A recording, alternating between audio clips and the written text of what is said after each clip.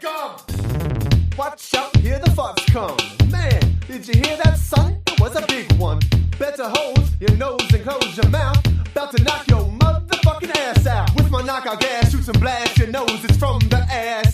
Straight gas, gas. Oh, straight thriller, underwear killer. Blowing it up, just call me Godzilla. When I fart, I ain't got no shame. When I fart, find someone else to blame. When I fart, I really bring the pain. When I fart, farting's my game.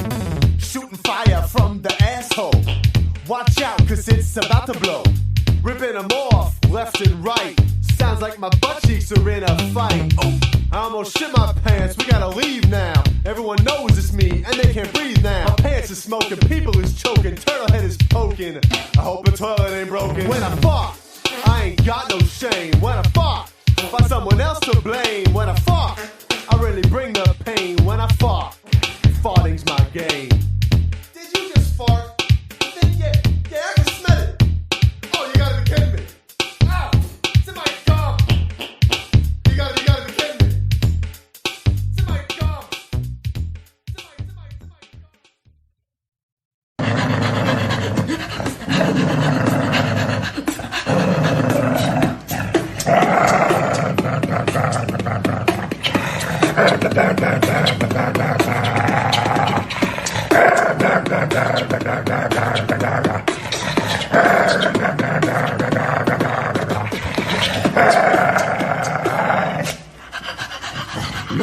For the bus, Shaman, you know it. I'm in the bed. I'm ready to go home and do the work. Oh, wait on it. Say hi. Now I'm going to show you something that is going to totally blow your rocks off. Hi. How are you? Hello. I think you guys got a new band happening here. Hey guys. Oh, big girl, huh? All right.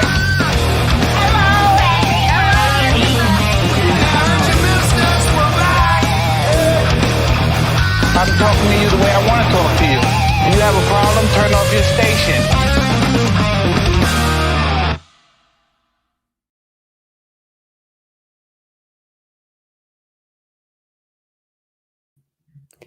And then this fucking midget came in, no pants on, started riding. Oh shit, what's going on, guys?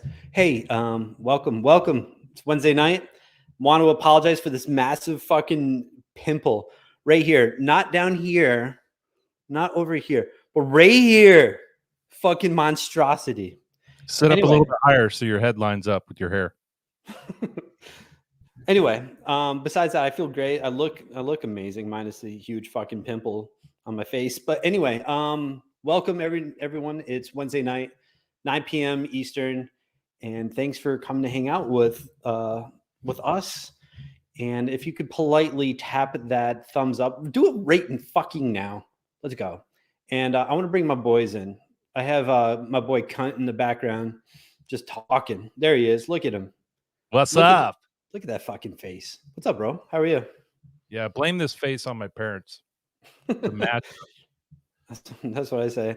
And then I have my other friend down south enjoying the pollen all over the place. Allergies afoot. What's up, Jay? Benadryl. Yeah, you guys are going to be dealing with a zombie tonight. maybe partially zombified tonight. So my apologies.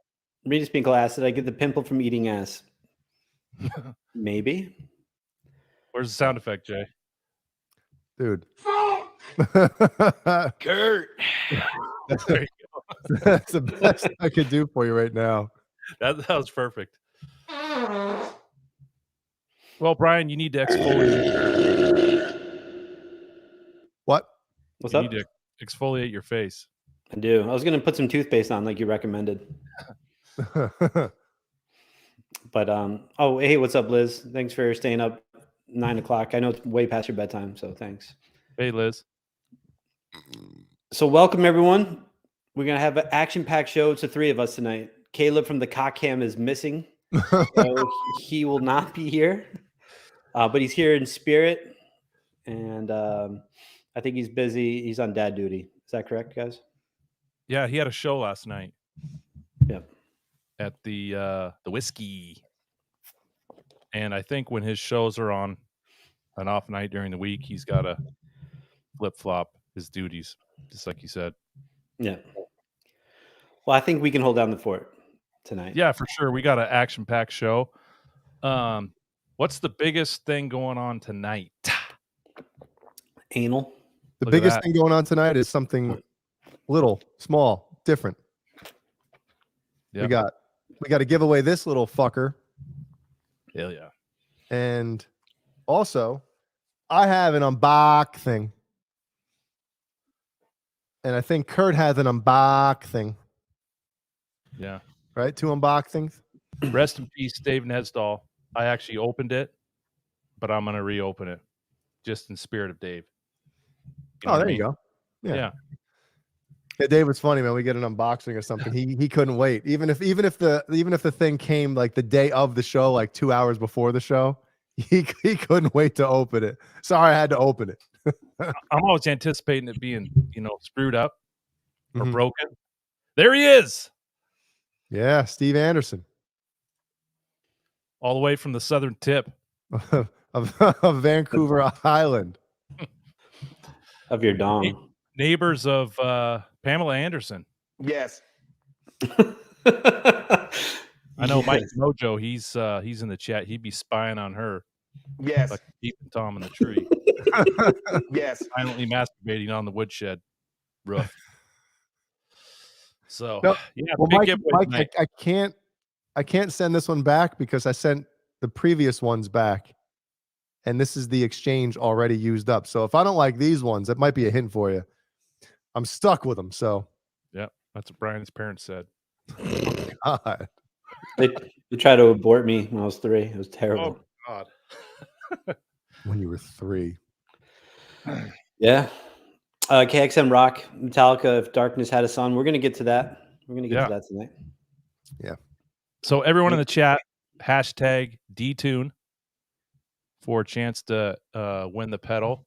We have 5 entries already, so get your hands on the instrument, type it in.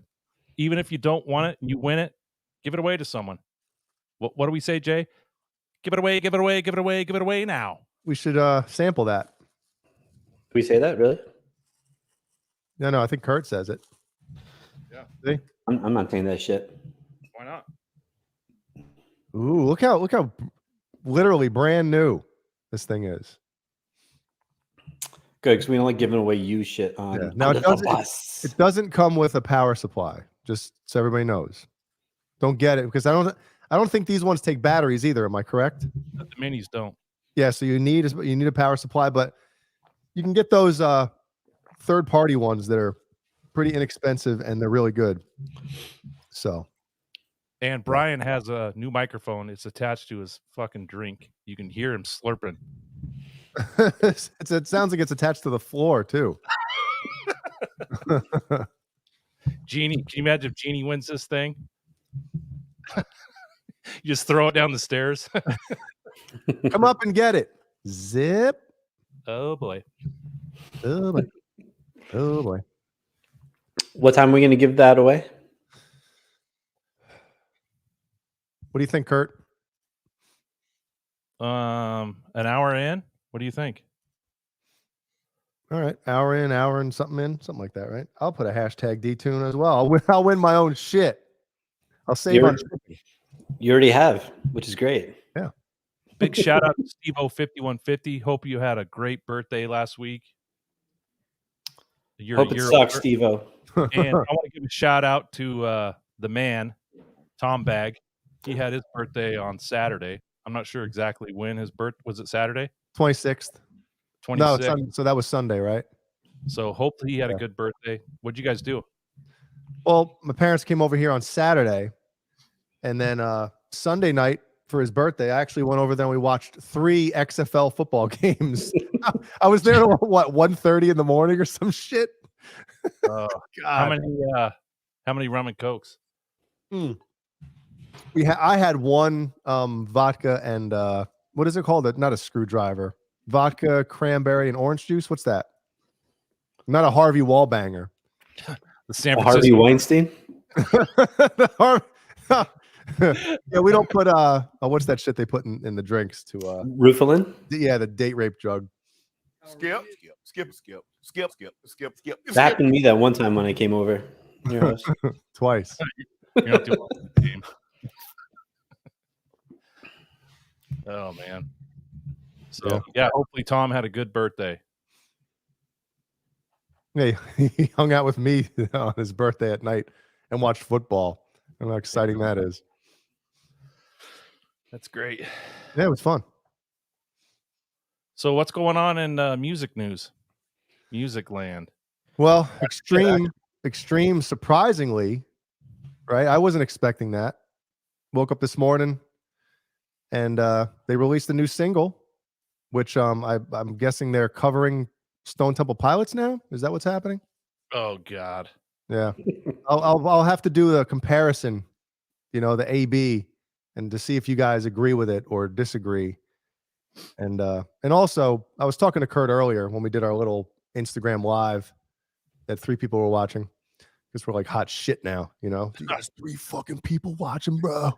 3 people. One of them was my son and Jeannie. That's right. What time did you go live? I don't even remember. What was that? It was like 1:30 Pacific time. Was it? Oh yeah, I guess that kind of makes sense. I mean, here's the thing. It feels like the day after we did that because I took a nap with my Benadryl. So And a dump. yeah, no, I didn't do one of those till earlier. There you go, Mikey Mojo. Mikey wants to call in and talk about this song. So I sent him my number. We'll see if he calls in. I don't know. He may be laying in bed. Who knows? But yeah, Jay, what'd you think? Well, here's the thing. I thought the rhythm guitar tone was kind of generic, which is weird for Nuno. Because I always felt like he had a very distinct, even earlier in his career, obviously the first album, first Extreme record, he was going for a lot of Eddie Van Halen influence in his tone, obviously. Porno Graffiti was pretty hot, pretty high gain, but it sounded just awesome. 3 Sides to Every Story, kind of the same deal. And then and then what was the Waiting for the Punchline, right? Yeah. That one was kind of stripped back. It wasn't a lot of gain, but just it still sounded like Nuno. And this album, the rhythm guitars, they just, his leads and stuff and his little licks he throws in, it's Nuno. But it's just weird how the rhythm guitar tone is kind of like just very, I didn't expect it to sound like that. And then the mix in general, I think, is, I'm kind of annoyed with these bands who they get mixers to do like subpar work. There's nothing. It's like a flat, bland mix. My dad loves that word, bland. And it's just not exciting. I just don't get it. Don't understand how these bands nowadays, they put out these mixes that are like, come on, there's no excuse for that shit anymore. It really is. Is. Times? I'm sorry? Is it a sign of the times? There was a time in the mid 80s where the mixing style changed as far as sonically. Mm-hmm. And then I think it came back to what we like. But I'm just wondering, Jay, if maybe that's the sound people are looking for. Just due to, the industry. I don't know. Because for me, if you put headphones on or you listen to a song in your vehicle on full blast, mm-hmm. It's got to punch you in the chest. Oh, God, here's Mikey. I agree. So hold on. Mikey, you there? Like that, right? It's like, come on, that could be a million bands. That doesn't sound like Nuno. No. It sounds like... Oh, it's not working. Hold on. As you're trying to pull that up, Kurt and I were talking about it too. It just sounds like, live when you hear one guitar, it just sounds flat. Yeah. Right. Mm-hmm. It's almost like a rough mix. Like, hey guys, I'm just going to throw the faders, level everything as best I can right now. Take it home, listen to it. I'll work on the mix and whatever. Listen to the drums too. Did you guys hear that at all? Mm-hmm. Yeah. Okay. Mike, you there? fucking Stone Temple Pilots, man. Can you guys hear Mikey? No. Oh damn. Is he calling you under the bus network, or is he calling your phone? He's calling my phone, but I got it hooked up. I don't know why it's not playing. Dude. Where's the hold on. No, not that one.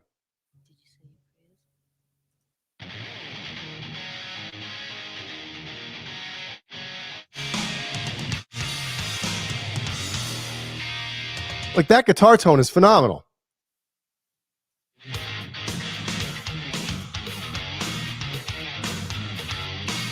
That's amazing, that guitar tone. And then you go with this. Right? Am I the only one here? I mean, obviously when he's throwing his little licks in there to solo, the solo is friggin' kick ass.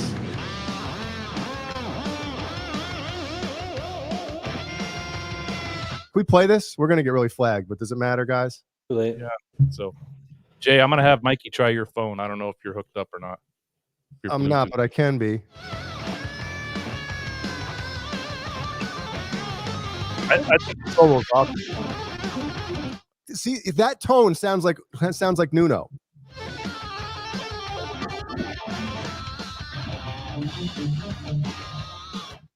But again, I don't know what these bands are going for nowadays. It's just weird. Well, the other thing too is they started this 2015 is when they started recording this. Mm-hmm. I mean, how many years is that? 8 years. So maybe sounds like a Gizmachi album being created. No, it would have been 15, right? Sounds like things might have either fallen through the cracks or have been lost in translation. Who knows? But I thought I liked the song. Yeah, it's a cool song. There's nothing bad about the song. It's just the tone was a little odd. Two things one thing I disliked and one thing I liked because I watched the video. Gary Maisharona's vocals, not bad at all. Mm-hmm. Nuno's headstock sucks. I fucking hate that headstock. I'm a headstock snob. I can't stand it. Why? It's ugly as shit. That guitar's the shit though. Not the body's cool, but the headstock, it just looks wrong. It's like too big, upside down. No me gusta. I'm all set. You don't like reverse headstocks? I do. Like Ibanez reverse headstocks or ESP or LTDs. Those are cool. Mm-hmm. Or Jacksons. But not that. It's just a huge ass. It just looks wrong. I don't like it. That's just me.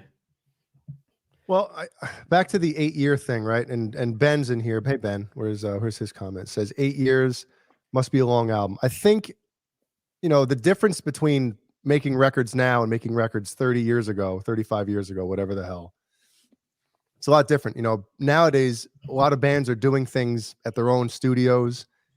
And when you're the one or the band doing your own material, a lot of times it takes longer to do it because you're constantly changing things.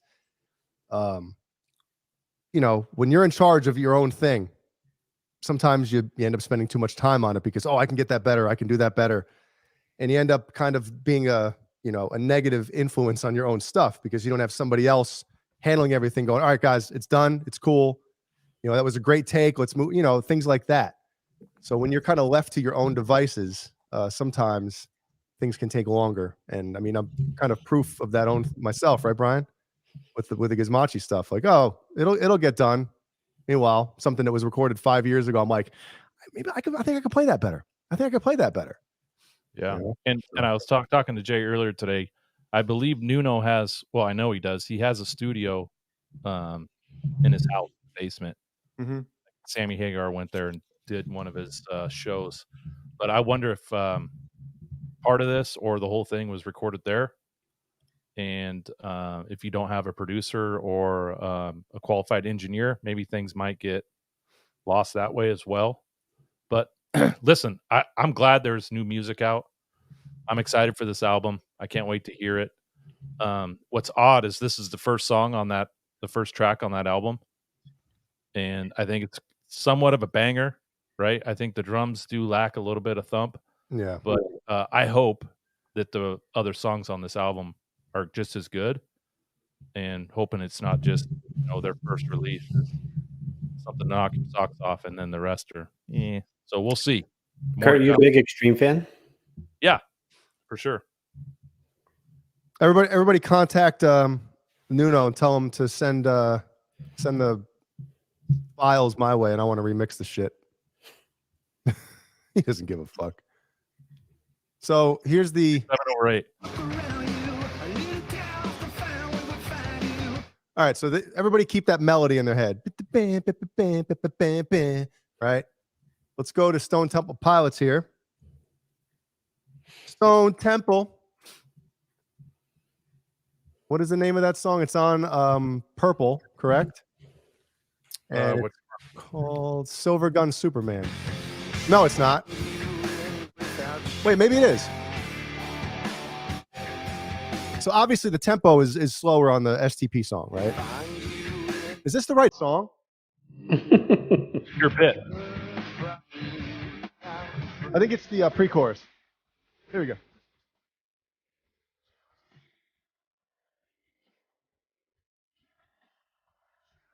It almost has the same type of like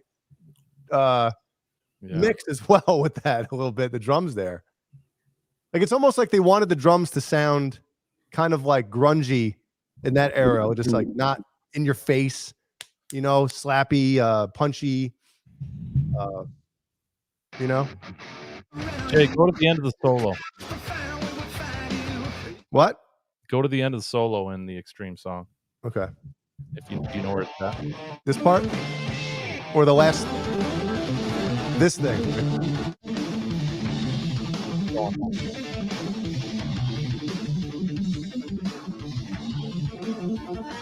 Or just Charmant.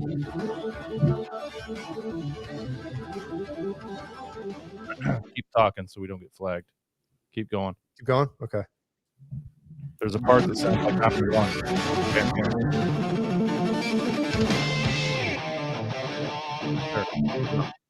Yeah.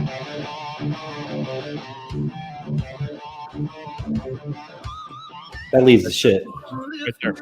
Yeah, that's the shit. And that sounds, that tone, they should have, instead of this. So anyway, I can go on all day about shit like this that pisses me off. You know, especially when a band that you love comes out with something after all these years. Jay pissed off about something? No. Yeah. And, you know, because I just want it to sound good. You know? Yeah, it just sounds like the guitar is one track on the rhythm, right? There's no oomph to it. Yeah, I mean, I'm more kind of ticked off at the drums myself. I mean, I've said this a million times, guys. Anybody that's talked to me about like mixing or recording or any of that stuff, if the drums sound good, you can get away with everything else. Kind of not like if the drums are great on a recording, you know, everything else can kind of fall into place and it doesn't really stand out. But if the drums don't sound good, in my opinion, the whole thing falls apart. So yeah. There you go. Yep. Cool. There was another song released today, if we want to chat about that real quick. A little band you guys might have heard of, Metallica. What was it? If Darkness Had a Sun, right? Yeah, if anybody wants to hear me continue to rant and rave. So we'll start with Kurt then. Kurt, what do you think of the new Metallica song? I barely listened to a little bit of it today, and then Brian and I listened to some of it in the green room. It's better than the first two that they've released. So, yeah, I'm okay with it. I'm okay with it. That tells me there's light at the end of the tunnel. I like the song. I mean, I was discussing this with a few people yesterday about, even though I'm not the biggest fan of the new Metallica stuff coming out. I mean, I haven't been in a long time, but the fact that those guys are in their 60s, right? Late 50s, early 60s, yeah. Early 60s, and they're still releasing music. And I mean, I wouldn't want anybody telling me anything at that point. Like, yo, we're putting fucking music out and we like it. So tough shit. That's, but at the same time, you're such an iconic band, one of the biggest bands ever to walk the planet. People are always going to compare your music, your new music, whatever, to your heyday, to the stuff that got them through, hard times, all that shit. So it's almost like a double-edged sword, right? It's like, yeah, we want Metallica to put out new music, but if it's not as good as what we want it to be, if it doesn't sound like they're in their 20s anymore, we're going to shit on it. And that's, kind of like where I am with it. Well, what do they say? Music, 30 years ago, you kind of get stuck in that time zone.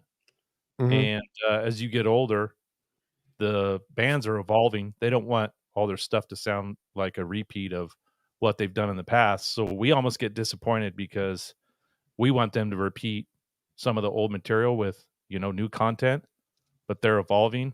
And that's why we get disappointed, in my opinion. Yeah. And there's that thing also about, when we used to listen to these songs when we were kids and, growing up all high school and whoever went to college and shit, these songs are a part of the best times of your life, right? So these are, when you listen to that music, you're bringing back all those memories that you had, hanging out, partying, doing stupid shit, playing video games with, all that stuff we used to do as kids when nothing mattered, it was all just about having a good time. So it brings back those old memories. And now when we hear music, we're sitting home, other things to worry about. We got kids, paying bills, doing stupid shit. Just that type of thing is the doing stupid shit. No, I'm saying. So now it's like, oh, this album from the past reminds me of hanging out at a bonfire with doing whatever. Right. Or you first got your license and you're driving in your car for the first time. Dude, I remember listening to this the first night. I got my dick wet, man. Shit like that. And now it's like, oh, I remember, online paying bills when this album was on. That's like kind of the comparison of what, when you get older, listening to new music. It's not the same. Speaking of that, do you remember the first song you listened to when you got your driver's license, took the car out on your own for the first time? Do you remember? I do. I'm guessing it was probably Korn. No, close. I think I planned like Mine what I was wasn't going to listen to when I got my license. Mm-hmm. What was it? It had to have been Van Halen. Probably for Unlawful Carnal Knowledge. I made a mixtape for myself, so when I did get licensed, like it was all set and ready to go. Yeah, So- my dad bought me a truck like a month and a half before I turned 16. Mhm. I was like washing that thing like every 3 days, and I wasn't driving it anywhere. And messing with the stereo, adding speakers, and I was just anticipating when I could go drive it for the first time and blast music. That was like the thing. But remember the little speaker boxes you'd put behind the seat of a truck? And blast vaginas. They're like at an angle, Yeah. Had 2 of those in there. That was the pinnacle of the time, man, for sure. That's what I mean. You remember, you planned everything, like what you're going to listen to, and just drive around, listen to music. I remember when I got all the windows down.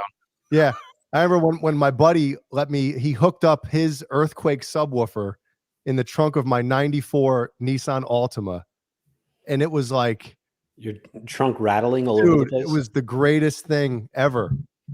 Driving around, everything, boom, boom. You hear yourself. People hear you coming up the street. Jay's here. And then obviously I get pissed off when I hear bass boxes now. I'm like, fucking assholes. Don't they have any consideration for us old fucks? I still pump it. You had a 94 Altima when you were in high school? No, I graduated. Really? Yeah, I didn't have a car until after I graduated. My parents weren't fucking, we ain't buying you a fucking car.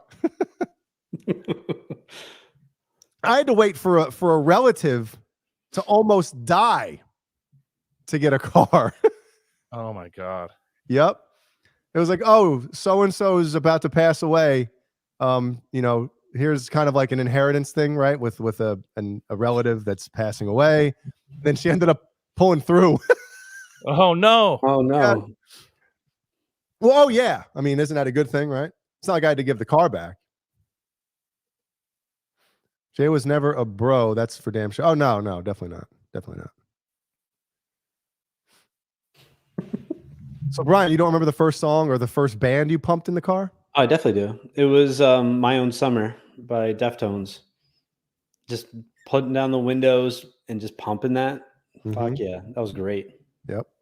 This is what I had, minus the The stripes gay in the back. stickers on the side. Yeah, it was a The white- 84 You had the white rims Chevy too. white rims, Chevy. I call them asshole rims because every asshole had those white rims. Chevy Love pickup, and it was Chevy red orange, just like the 5150. So you were Obviously, cool with it then. that wasn't the plan, but yeah, that's what I had. I drove it for probably a year. The thing burnt more oil than gas. Burn more oil. Oil. Anyway, that's what I had right there. There you go. Yeah, exactly.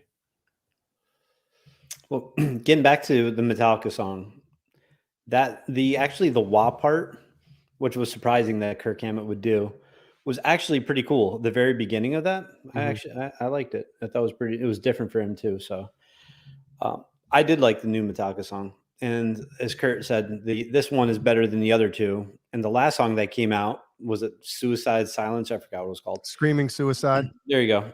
That was better than the first song, that Lux Eterna. I didn't like Lux Eterna, but the other two have been pretty good. There you go, Cobra Kai.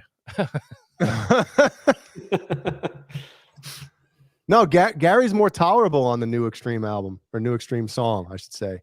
Gary My Sharona is 61, and he sounds great.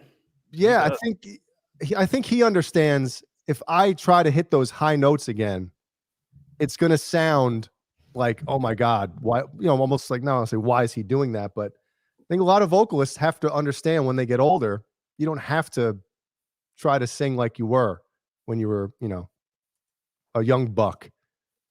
Mm-hmm. So the new Metallica song, there's one thing that really stood out for me in a negative way, right? So this part, right? The little Kirk Hammett. All right, I'm listening and I'm like, they can harmonize that. Here's what kind of put Metallica on the map is their harmonies back in the day, right? It was like one of the main things I think that really made people like, oh shit, those guitar harmonies, man. It made everybody want to put harmonies in their music. So there's that one, right? You can put a harmony there, but you could also argue like, man, maybe not. But the riff, right? Where is it? This thing, right?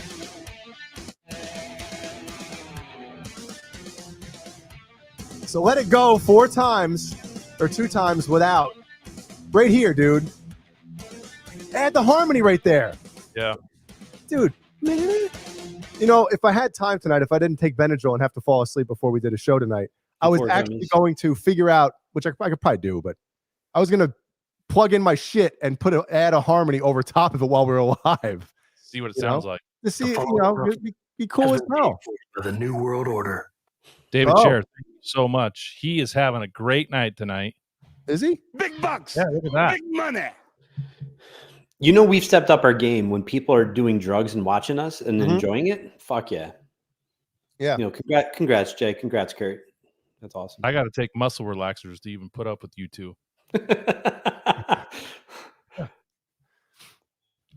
What do you like? You crush them up and put them on like the head of your wiener? No, I shove them in a wet paper towel and up my ass.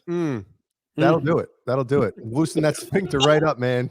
You don't even need any lube. It's a water balloon knot. Kurt.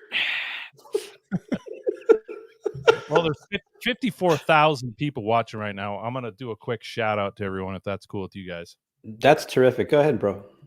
And Brian, what should they do while they're here?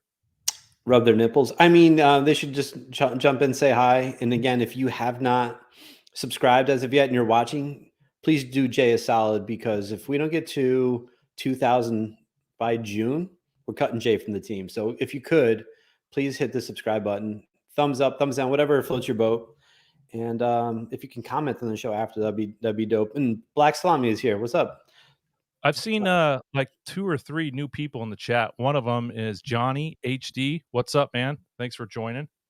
So real quick, I'll just do a shout out to everyone. From station number 5. Andy. Garced.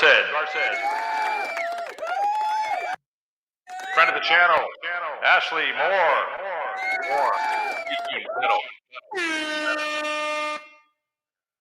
Hailing all the way from Canada. His beard doesn't stop, either does his ponytail. Ben Coombs. That's great. Big supporter of the channel. Never misses a show. He's always there. Mr. Consistent, Bo Zeke. What's up, Zeke? What's up, Ben? Another friend of the channel. Cobra. Kai. Platoon. Wait. Bozique is calling in as he's on the bat. He's on the pot right now. Bozique, what's up? Oh, Bozique. Bozique dropping heat and dropping knowledge. Well, you know what they say. Taco Tuesday, Diarrhea Wednesday. Give it up. Share. For life. Dennis Ellis. Fairfield Guitar Co. Lewis.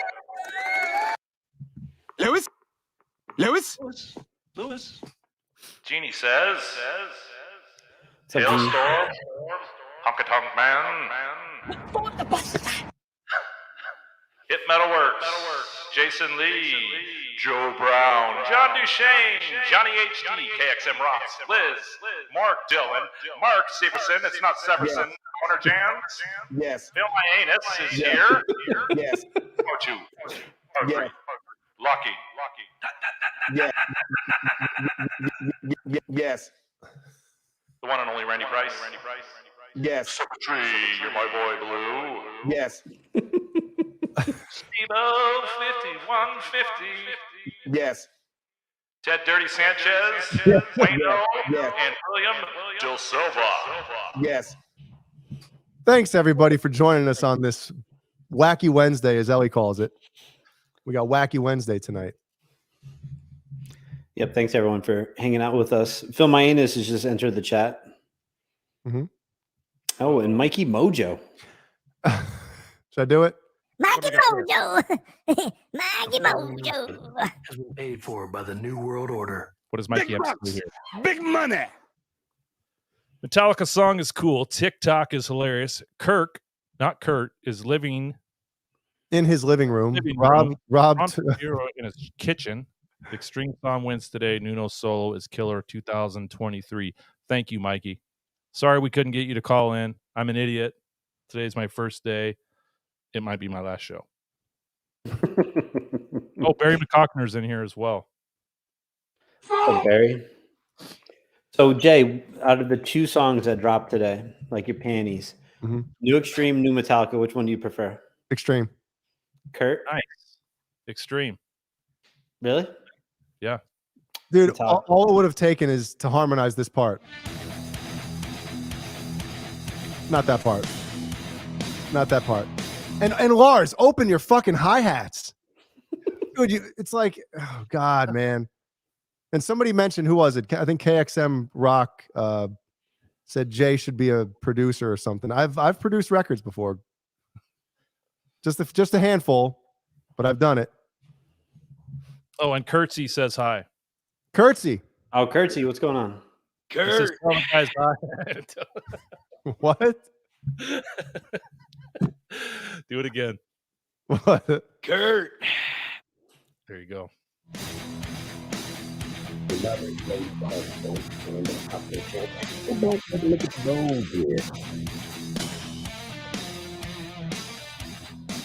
And also, like yeah, he's leaving a brick on the hi-hat. Yeah, man. Jesus. Another thing as well is like the rhythm guitar tone. I think it's very, I think the Metallica rhythm guitar tone now is kind of weak. You know, they don't really? sound like a metal band anymore.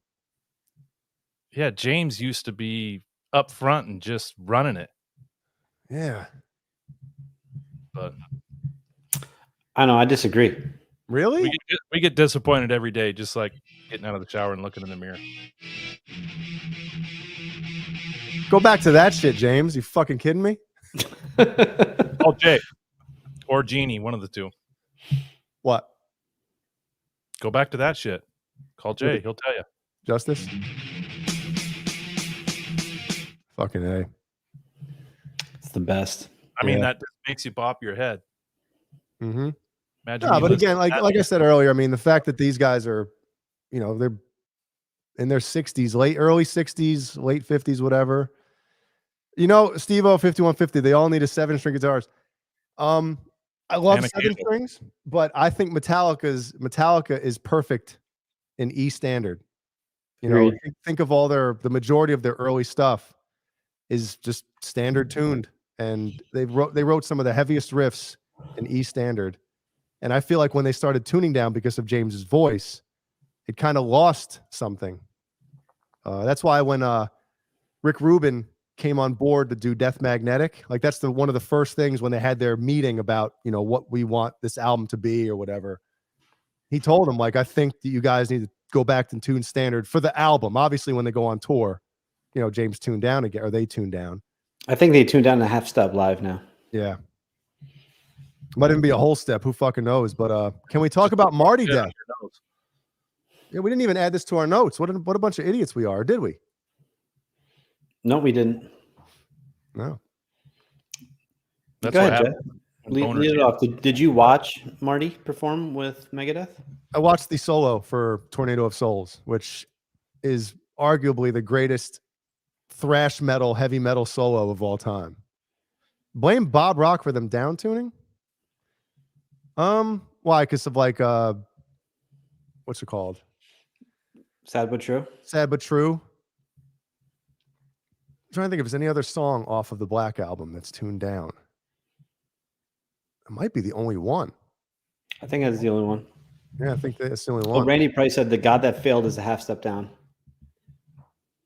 Randy Price is the man. Yeah, maybe it is. Yeah, maybe it is. All right, so 2 songs out of 12 are tuned down. No, it's not. It wasn't Bob Rock. I mean, he might have told them about tuning down for Sad But True. But when they went on tour, they started out the Black Album tour in playing the songs at album pitch, which, like we said before, the majority of everything was E. And then, once James' voice started to kind of take a little bit of a shit, they tuned down. We got 62 million watching right now, boys. Yeah. Downtown Joe Brown is here. Ask me again, I'll knock you down. Look out, Randy. Dude, I'm passionate as shit about Metallica too, man. Like I said, I think if they got the right producer in there, the kind of just, the guy they have, Greg Fiddleman, who's been involved with them for a while. I don't think he's I don't picture him being a Metallica fan back in the day. I don't think but then again, it might be the band as well, right? These guys are older. They might not want to hear anything. Like, hey, just kind of guide us a little bit, maybe just whatever. But he's not really pushing them to say, hey, this ain't good enough. Like Bob Rock did on the Black Album. Like, that's not going to cut it. Get the fuck back in there and get to work. And it's different when you're, like we talked about with having families and has been paid for by the New World Order. And a millionaire.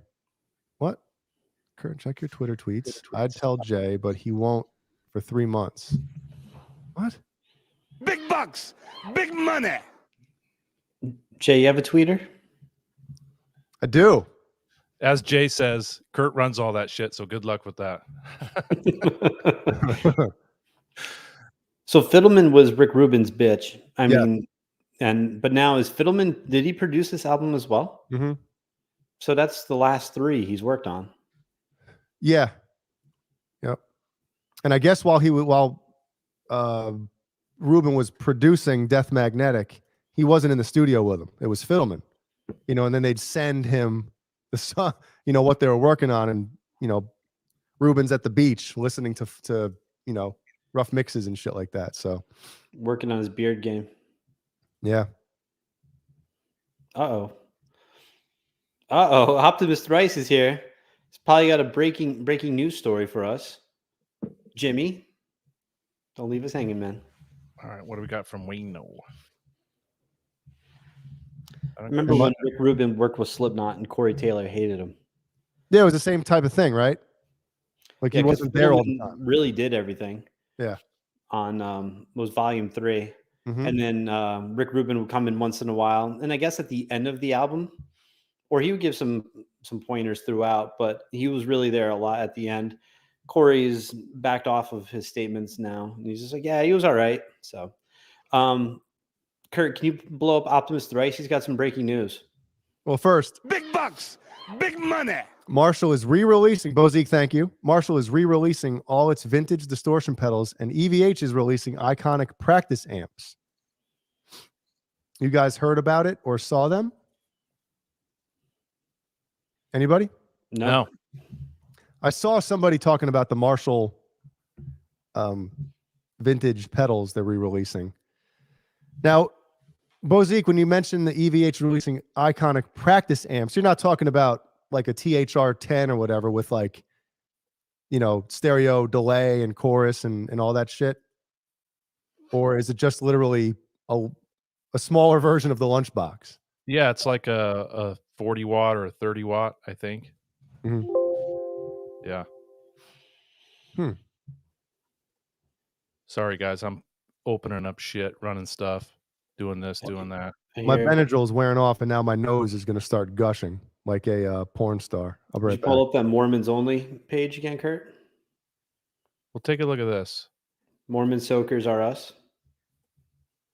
This is from Wayno. It's a corrupt file. It's probably just got a virus. But other than the Raiders clock, he just ordered a shit pot of kernels. Dude, look at the size of those popcorn bags compared to that guitar. Yeah, it looks like you're nuts. Yeah, on the oven. It's 435. So he's got cashews, raisins, caramel from Naples. What is that? Sea salt, right? Yeah. Is the popcorn? Yeah, sea salt and olive oil. Not olive oil. Coconut oil. Yes. Coconut oil. Sea salt and Valvoline 240. Yes. W19. What's the next one? Kettle corn? No, it's a new mix they have, or not a mix, a new flavor. I don't know what it is. He sent it to us. I didn't eat any of it. Jeannie ate it. 7 over 8 mix. Yes. And then cheddar, better cheddar, and then caramel.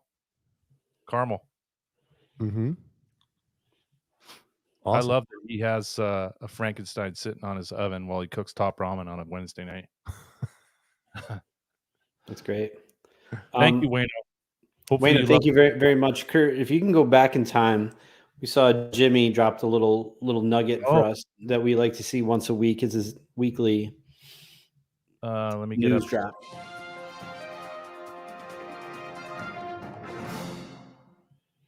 Let me get I'll say it. Speaking of beards, my friend Angelo is gay, and he just told me today.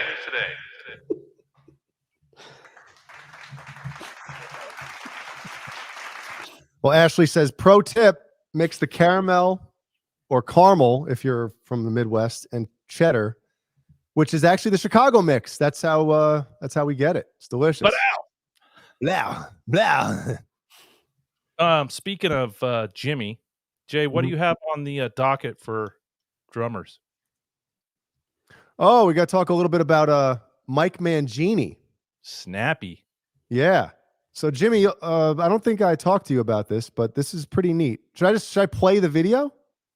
Yeah, and then All right, it's not a very long video. That's what she said. Yep. All right. Let's out the window. Got it. Okay, so we're doing theater mode here. And Jimmy, thanks for staying up late watching us. If anybody doesn't know about Mike Mangini, he's just one of those drummers that I thought he was the coach for the Jets. Eric's brother. So there's this show or whatever called Rock Stars and Cars on the internet. It's on this, I'm assuming, the Cosmo Music channel. Now, one of my issues with shows like this is the guys that are talking to him, and they had Petrucci on here, and they've done this with other bands as well. But you can tell the guys that they have like asking them questions, you could tell they're not real musicians. Like these guys, especially like the Manginis, the Petruccis, these guys that are just theory and music, and that's all they want to talk about. You could tell that these guys don't really understand that, and they're like, you know, yeah, oh yeah, yeah, you know, like me. No, I think you might know more than these dudes, but anyway, I'm gonna play the clip. It's about polyrhythms and how the brain processes them. It's pretty interesting shit, I think. Because, you know, MIT did a great study they proved that nobody shows up to the world wired for polyrhythms. In other words, you have to activate an area of a brain electrochemically in order to process. They did the study with a Sting song. It was just a 3-against-2 polyrhythm, which is like nothing scale of like playing 5-against-9 or 13-against-14 or some of these other things that so many of my pals are into and that we break down and we try to make music with. But for example, when I play crazy stuff like that at a clinic, anytime, especially there's a young person in front and I do that stuff, I know the look they're giving me. They're just mind blown. They basically are looking at me thinking that I'm making mistakes. And so what's musical and what's not is relative. Right. And like that person doesn't process it. You know, throw on the radio and, you know, whatever slamming song comes on and I don't calculate anything and I just like it because it's aggressive and it has a lot of energy. Right. You know? Yeah. So I guess my point is that what do we mean, right? What do we mean by these terms, and then what do they actually mean? Did he say electrochemical? Yeah. Electrochemical. What the fuck is that? It's your brain neurons. Yeah. So I'll go back to my personal experience with polyrhythms. You know, there's ways to do them where I guess as a listener, you don't really notice them maybe. But I remember, and if Jimmy's still in the chat, I remember the first time he showed me Meshuggah. He played Future Breed Machine. Should I play the intro to that so you guys kind of hear what I heard for the first time? All right. So play this for me in my car. And when I heard it for the first time, it sounded like everybody in the band was playing a different song at the same time. The drummer kicks his drums down the stairs. It was like one of those moments. I'm like, dude, what is even happening, right? So that was probably around 96, 97, I'm thinking, when he showed me this. And so I wasn't into it at first. And then he bought the next Meshuggah record, which is Chaosphere. And I just remember hanging out with him a lot, listening to it in the car. And all of a sudden, it just started to make sense. And I started to hear the rhythms and feel it as opposed to like, what is happening here? You know? So obviously, while I was listening to that shit with Jimmy sitting a foot away from me, my brain started firing off, you know, that shit. And I all of a sudden started to get it. So here's the song that Jimmy showed me.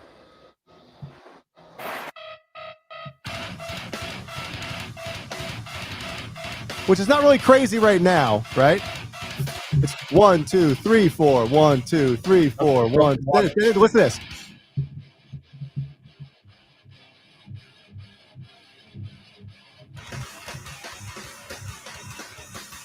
Turn it up.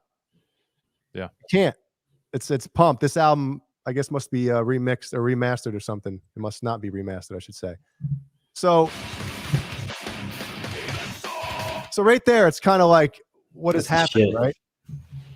So, you know, it's kind of like this, basically a polyrhythm, and I'm sure Jimmy, who's more theory oriented than I am, can kind of explain it better, but it's just basically like two or more rhythms or time signatures at the same time, you know, but music is like math. Mm-hmm. You know what I mean? So everything can be counted. So when you're doing like a 3/4 over a 4/4, at the end of each whatever, it adds up and it kind of like flips or starts over depending on what the rhythms are. You know, one of my favorite time signatures to play in is like a 7/8 or. Oh, really? Yeah, like that's there you go. So, it's kind of neat, the whole thing, right? Yeah, How that's cool.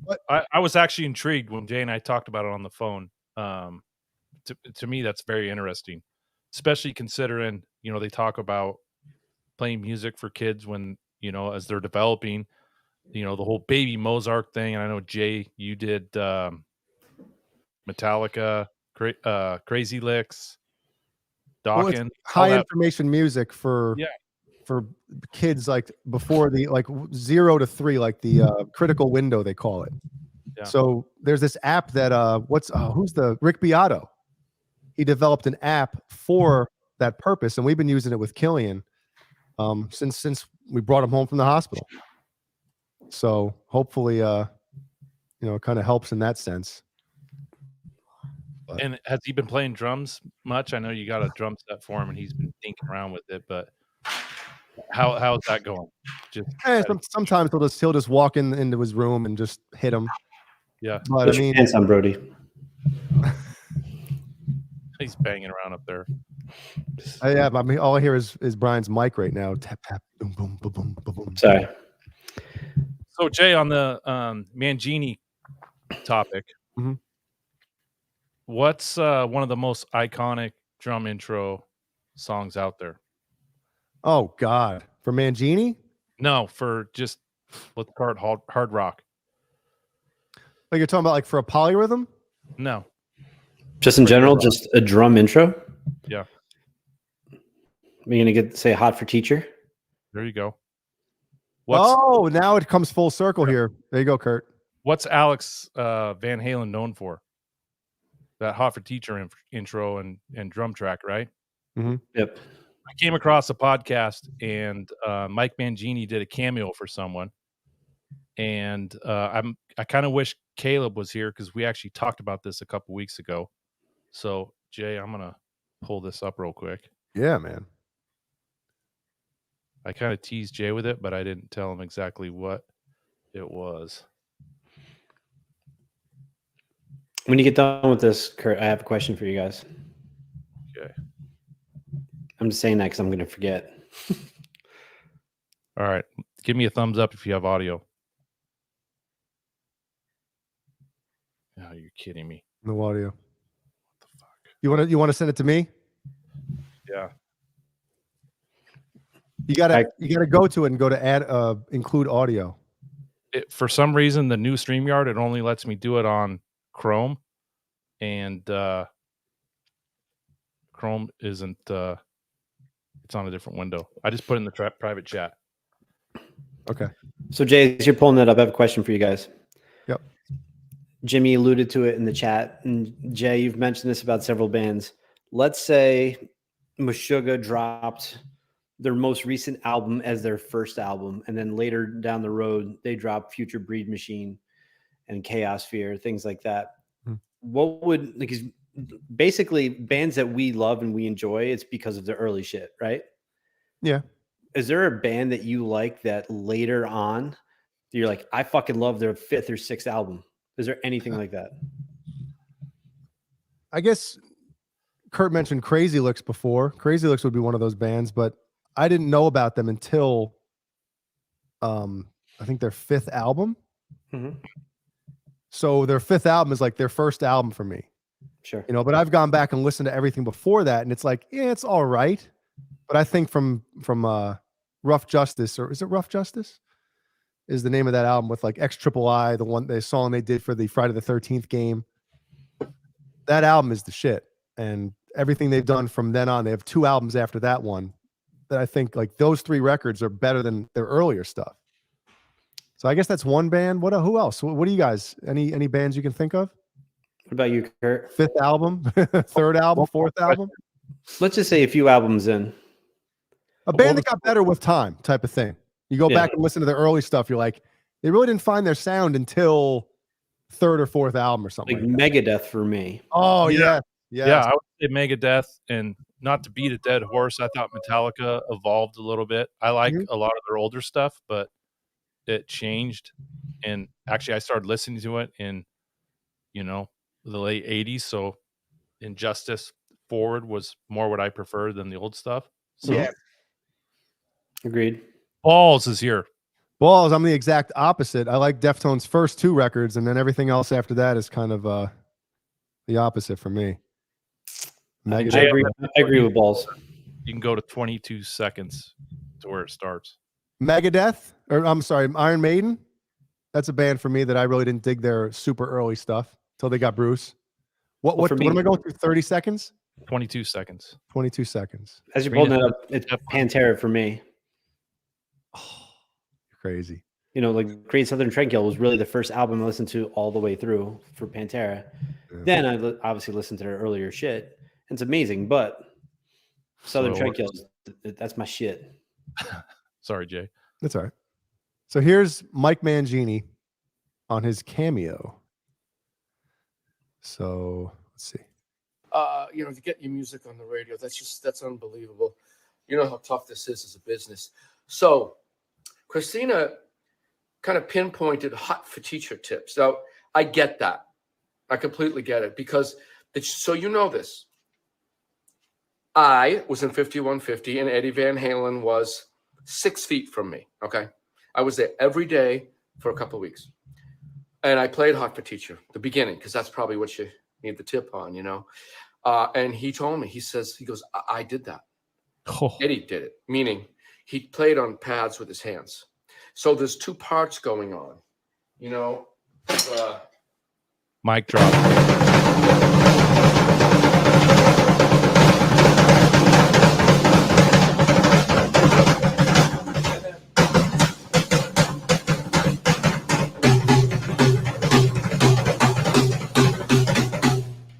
Well, Alex is going. Like, you know. But keep playing. When you play it, you want to sound like the album. You want to play both parts, and that's a hard thing to do with the feet. The way to practice it is very, very sit up, flex your butt. I'm serious about this. Flex your butt, sit up tall, and play as quietly as you can. Your feet will get a lot faster, and your feet will be able to switch right and left like this.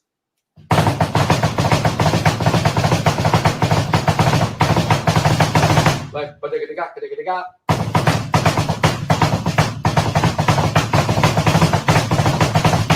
And that's when you put the hands on the top. You can either hit them like this.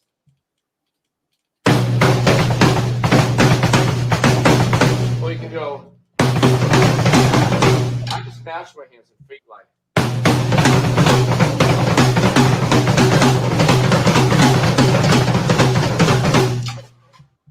Fucking A.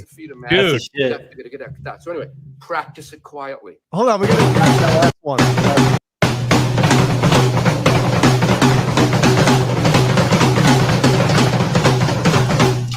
Jimmy, are you still here? Are you watching that shit? Jay, I got goosebumps right now. Dude, he fucking played it. It used to be like, oh, there's 3 overdubs in there, and you know, it's a mic'd up Ferrari in the studio. There's like huge controversy on that intro, and Eddie and Alex both played it. Wow, because together, right? When you think of back in the day with overdubs, right? Nowadays, with like digital audio workstations and shit like that, with Pro Tools and stuff like that, you have like virtually unlimited tracks. You know what I mean? So you can have, you know, you can have 87 drum tracks if you want. You can have 100 and you'd have 300 drum tracks if you really want. Back then, they were kind of limited. Mm-hmm. You know, a lot of times, like I know listening to like Def Leppard and stuff, they would bounce things like, okay, here's the drums and here's this and that. So they would actually bounce tracks to other, you know, basically condense, you know, let's bounce these 8 tracks down to 2. So that we have more tracks to work with.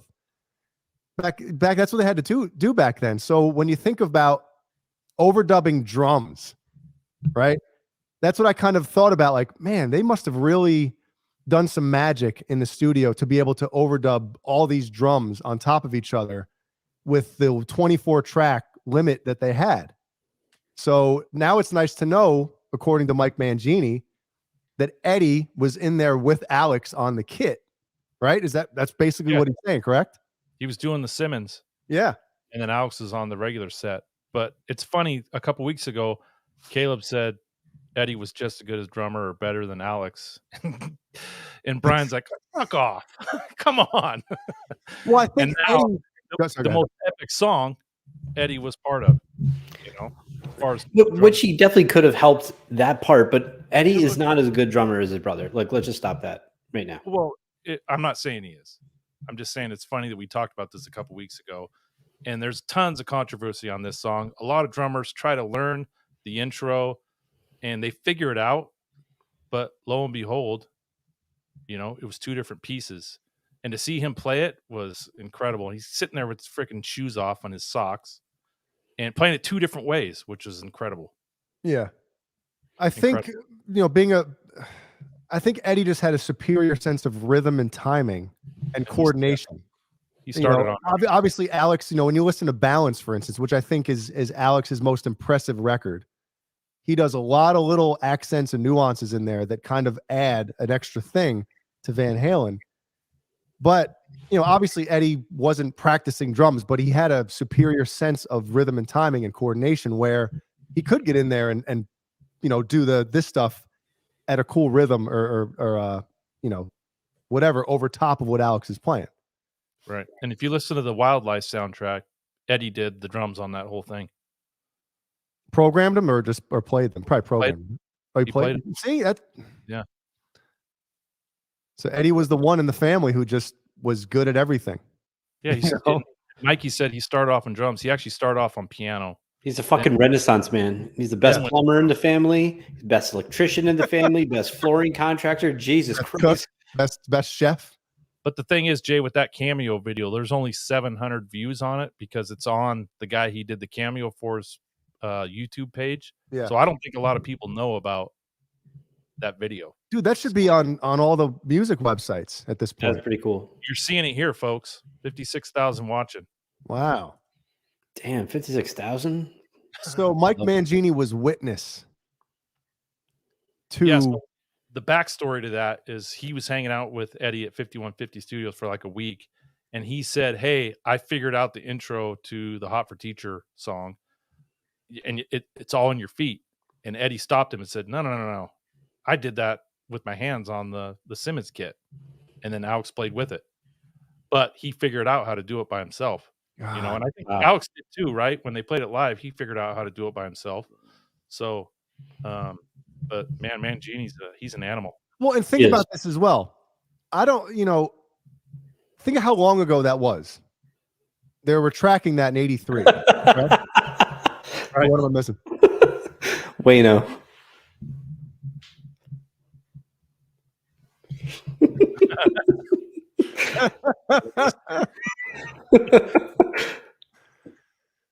So after all these years, that was friggin' 40 years ago, right? Dude. And he still knows how to play it. And that's, there's a weird thing about polyrhythms too. It's almost like once you learn them, whether it's learning a song or playing a part or a pattern on the drums, it almost gets embedded into your brain, almost like a file or something weird. And it's a very, very strange thing. But Kurt, when we were on the phone talking about this whole thing with Mangini and the MIT study with polyrhythms, it's not something that just miraculously happens without being subjected to a certain thing. Yeah. So I get to thinking, with all my UFO aliens and ancient, all this stuff, like, are there other things that we have no idea about that can be unlocked in our brains that we don't know? The electric chemicals. Yeah, there's hidden things that our brains are like hidden, have hidden things in them that need to be activated. And this is a prime example of that. It's like abstract art.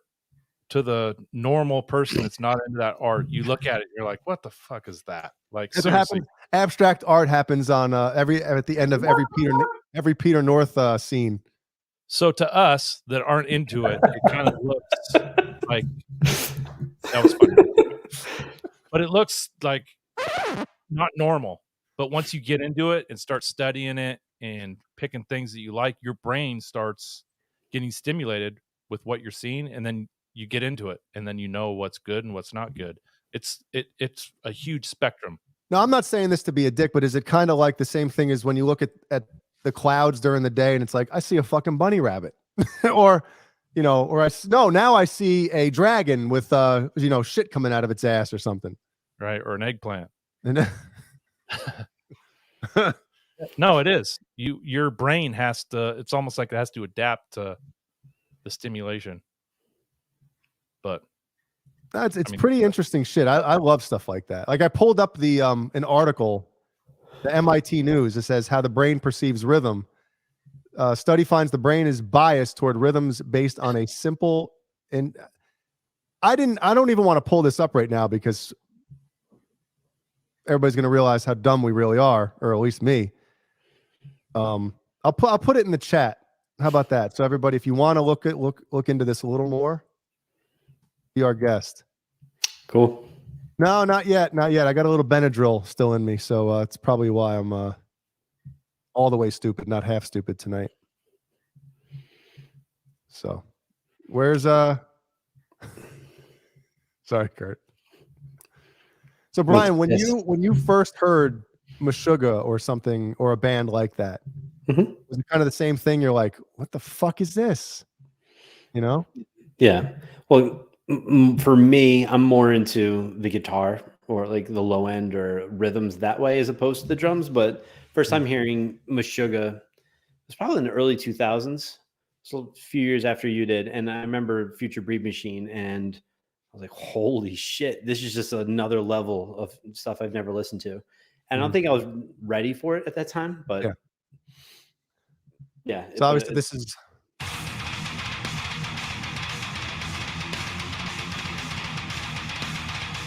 I love that song. I love Bleed. I just think it's a little too long. That's just me. Yeah, well, dude, it's got 47 million fucking plays on Spotify. That's insane. Like that song I, which is not really a song, it's an EP, just everything combined.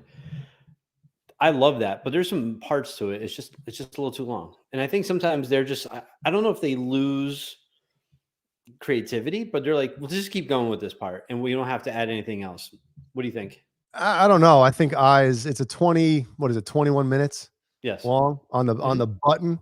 Yep. And I think it's one of those ones. I almost look at songs like that as like a movie where it's got the ebb and flow, like it's super intense, and then it kind of pulls back a little bit, has a bit of a lull, and then all of a sudden it ramps up again, and then something completely different happens, an action scene, a love scene. Well, not a love scene in Meshuggah, but you know what I mean? It's got different aspects of that song. You can't have a 21-minute song and have it a barn burner the whole time. The listener will lose interest. Right. But I mean, a lot of people lose interest with long songs in general. But I don't know. I always thought this was a fucking. Well, the part the other day that I sent to you guys is the best shit in that song.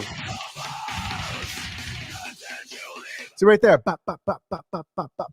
He's, Jimmy could explain all this shit, but it's, pretty cool. And what was it? Last week, right? I sent to you guys that little clip, how it's just that real slow, weird part. Then all of a sudden just kicks in with that. To me, it sounds like Divine from Korn. Fucking amazing. So good. You know what part I'm talking about, Jay? No. Awesome. Love when I send you shit and you read it and listen to it. It's great. What song are you talking about? From Meshuggah. Oh yeah, well I've heard it a million times. I know. I don't know. It's like 8 minutes 50 seconds. That part where it slows down and then it kicks in with that.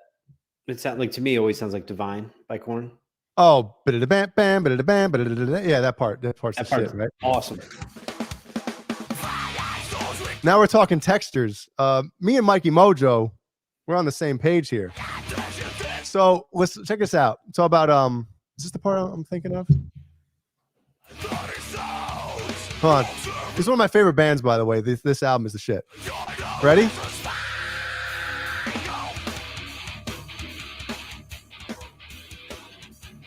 See, now, if you don't, just listen to the snare and the hi-hat, right? It's 1, 2, 3, 4, 1, 2, 3, 4. But there's a rhythmic pattern going on underneath it that makes it a polyrhythm,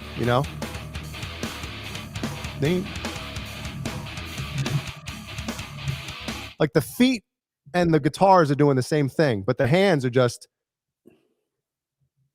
just normal straight, which I think is super cool. So you got one rhythm on top, or one time signature, one time signature on top of another one, which is cool shit, man. I'm getting pumped now. Getting pumped. Screw the Benadryl. Yeah. But I need some boner drill. Oh boy. Yeah. That's a different channel, guys. What track and band is this? This is a band, Textures, and the album is Drawing Circles, and I think it came out in 2005.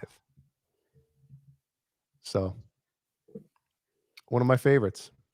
Is it that time, guys? Yeah, it probably is. Oh shit! It's already 10:16. All right, we're gonna do a giveaway.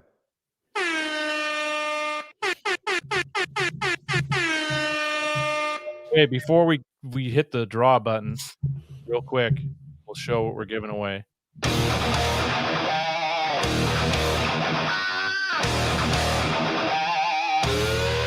Me and Kurt have the same fucking shit. What? What'd you say? We click on the same thing at the same time all the time. Oh, that's funny. Yep. All right. 23 entries, so the chances are pretty good if you're in here. Hashtag D. Let's give it another minute. Let's get to 30, then we'll do draw. Yeah. Come on, everybody. Hashtag D-Tune. What's up, Sammy Reynolds? Downtown Joe Brown, get in there. Pinkle. Whoa. The following announcement has been paid for by the New World Order. Big bucks. Big money. 25. Mikey, you need this pedal. Randy, you need this pedal. Ben, you need this pedal. Oh, well, continental U.S. only. I'm not sending fucking. How much is this pedal to buy? I'm not spending $200 to ship the fucking thing. Sorry, Ben. Well, however, if Ben wins it, we'll fork up the money to send it to him. Yeah. Okay. All right. Ben, don't enter. No, I'm joking. He's in here already. All right, 28. Two more. Man, I'm gonna end up spending more money on shipping than the actual product, man. It's not the fuck is going on here. I'm trying to help the channel out, help the show. We spent $300 to ship a fucking little tiny box pedal. Mike Balls, all you got to do is put hashtag DTune and you're qualified. You don't. It's not for patrons only, Balls. It's for everybody. Tight ass.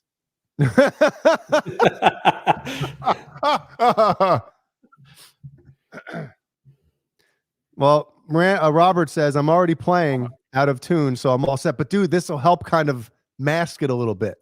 Mm-hmm. So. Robert Ranford, that's the 90s Van Halen sound. Yeah. Sweet. Sign me up. The stuff Brian masturbates to. Every day. With his toes. Okay, Dennis Ellis is in. Mikey, I think when you keep doing it, it doesn't add more. All right, 28. Let's do it. No, come on. We need 30. We got 55. We got 50 million people watching right now. We can get it. 37 million homes this television goes into. Wayne, did you get in there? Dennis Ellis with hashtag denture. Bounce in a box. 29. Bend over and I'll show you. Jeannie, enter again. Balls. So it's cheap to ship it. All right, wait. Majestic PB&J Cat. Is he 30? He is. Yeah, there we go. Ted Dirty Sanchez. We got 30. Ted Filthy Sanchez. All right, let's roll with the, well, we gotta get the music. How's that? Lame. Really? And Balls, that soundbite is Chevy Chase from Christmas Vacation. Are you ready? Let's draw. We're going to draw for the More Pitch Box giveaway under the Best Network. Here we go. Brian, pull your drawstring. Lewis. Yes. 6 strings and 10 fingers. Didn't he win something before? Holy Bannister. Congrats. Congrats. 6 strings, 10 fingers, and 3 penises. That's fantastic. So email us right here. Your Email info, Kurt. your name, your mailing address, and your blood type, please. Yes. And your social, please. Congratulations, man. Yes. Congratulations. I hope you live in the continental U.S. And Jay, on that note, we have some gift cards we're going to give away in the next couple weeks. Yep. We're going to do a drawing for a couple, and then we're also going to give one away to the patrons. We'll do a little drawing for them as well. Are we going to have a patron party? Yeah, we should. Yeah. There? Yeah. Stool sample.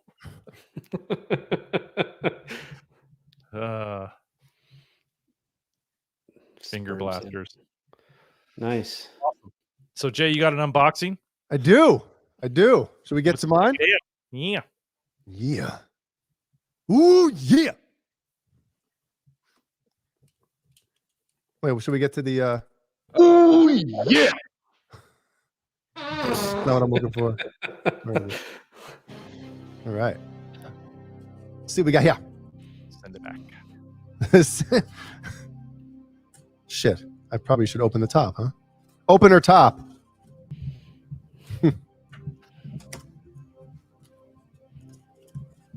Oh. Here we go. The moment of truth here. Oh, damn. Get rid of it. Ooh. Would you take a look at that? But to take a look at that. So here's one. This is your third set, right? Well, third set because one of the first ones was defective. Next week will be a reboxing. No, this is already an exchange for the previous set that I got. So there's if they don't work. Well, if they don't work, that's a different story. But here's the liquefier from DiMarzio, which is a Petrucci signature. And this one is cool. This one is the Crunch Lab, which has the extra bar. Crunch Labrador Retriever. Look at that shit, huh? Sweet. Yep. Come on with the lighting here. Feeling a tingle in the downstairs area right now. You got adjustable pull pieces, and then you got, what do they call that? Bar. I don't know what it's called, but it's still cool as hell. Is it for looks, or does it give you a different sound? I'm sure it's got extra something. I don't know. Well, if you paint your guitar a different color, it gives you a different sound. So, yeah. Randy Price, I'll Venmo you tomorrow. So I'm gonna open up this one right now to show you guys something See cool. the comment, Jay? I told Randy I'd Venmo him tomorrow. Still in the box. Oh man. Well, no, I have to bring a guitar or a couple guitars to get worked on. Both of my universes need some pretty intense work, and some other stuff I gotta get taken care of. But these ones I don't have to take anywhere because clip it in. They have the Quick Connect from DiMarzio, which basically you just see that little. You can't see it. The fuck am I even talking about here? Yeah, Quick Connect, just like Brian's Mormons Only page. Which way do you swipe on that one? you have to stay there and give it a good Mormon soak. Back to front. You swipe down. Yeah. You swipe back to front. You just let it sit there and let it soak. Marinate. So basically, all you have to do is there's a cable that plugs into that. You don't have that to an Allen wrench? solder. You don't have to do anything. You don't have to solder shit. Solder. So, are you going to do a show for us? Can you show us? I mean, I can if you want me to. A tutorial? Tutorial on how to plug in a pickup? You could have the cake decorator wired up for you if you want. Oh my God. Yeah. Don't plug it in on the show because I don't want anybody to know that it doesn't work. Oh, man. Yeah. Back to the front. Just like the EMG pickups. Yeah. Same type of idea, I guess. But it's one of those things I understand. Hold on. Before we get to your box, Kurt, I understand how guitarists are very traditional And if you look back at guitars from the 80s and shit like that, it's basically what's changed, right? But certain things like pickups, every guitar should come with some kind of quick connect system. And I just think it's like a no-brainer. It's almost like the truss rod wheel adjustment for a neck in the heel. Yeah, I mean it should be on every fucking guitar like that. Good evening, Cameron Brown. Nice of you to show up. Yeah, where the fuck you been? Your dad's been here all night. Huh? Joe Brown. Oh. Cameron Brown? Joe Brown. Yeah, there you go. Joe Brown? Cameron Brown. I don't mind soldering. I learned how to do it when I was a young lad, so it's easy. Yeah, but Kurt, what if you have an issue like with the first neck pickup that I got where it was DOA and you took it someplace to get soldered in, and then if I ended up doing it, I think that I fucked it up, right? When it's something like this, if you don't like the pickup, it's easy to swap it out and get a new one. Or if there is a problem with it, it's nice and easy. No, I'm telling you, the solderless is nice for sure. Yeah. But if I lived within an hour of you, I would just do it for you. Ooh, in your underwear. If you'd trust me. Oh shit! Hold on. Since Cameron's here, I want to show him this. Cameron. That's not the one. Where the fuck is it? Here. We don't want to repeat too much on this channel, but Cameron, check this shit out, dude. Yeah, go to 20.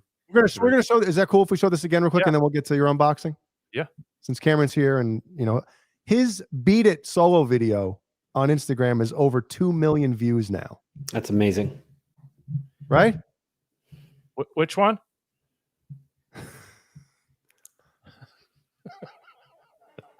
The Benadryl's kicking in, folks. Yeah. All right, here. Hold You gotta add it, bud. You gotta add it. You gotta add it, Jay. Oh, you can't hear it? Nothing's on here, you dumbass. Shit. All right. I get that. I completely get it Alpha because teacher. so you know this. I was in 5150 and Eddie Van Halen was 6 feet from me. Okay. I was there every day for a couple of weeks. And I played Hot for Teacher, the beginning, because that's probably what you need the tip on, And he told me, he goes, I did that. Eddie did it, meaning he played on pads with his hands. So there's two parts going on,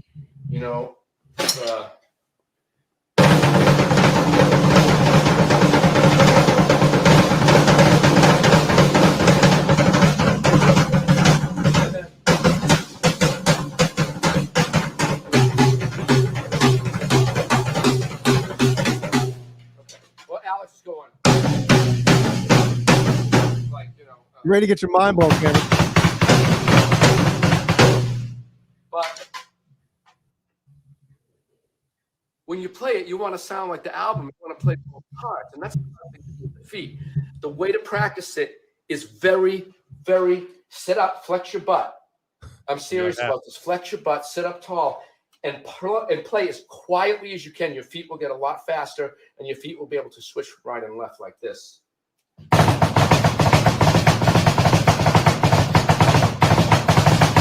Like,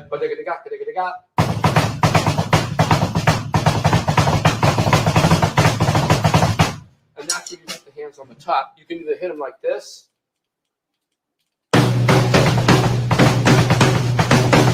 or you can go. I just match my hands and feet like.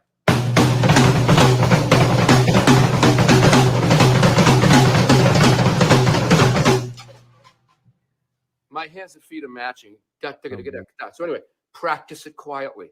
And it's two parts. And Eddie said he overdubbed that one of the parts. So there you go. Cool story. All right. Take care, Kyle. Dude, when he changes hands, oh my God. Yeah, I know. Brian, I'm trying to unmute you, but it won't let me. He's farting.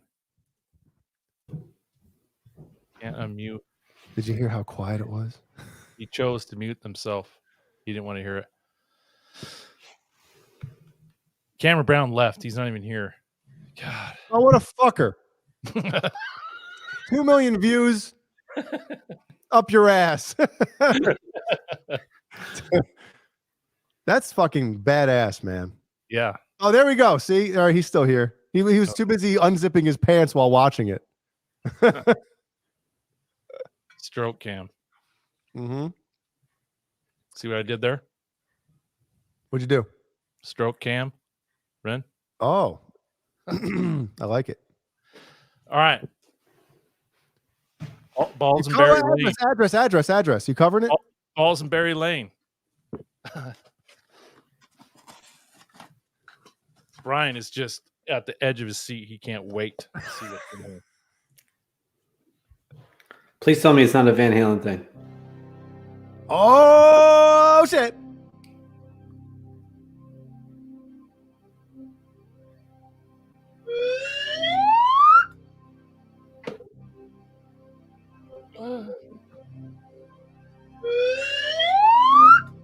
Ooh.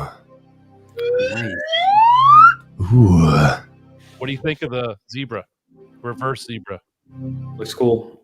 What did you get to put it in? I'm building a 5150. Another one. It's the Pasadena Black, which I have the Black 86 mod in this one. And this is going to be the regular black. So it'll be different.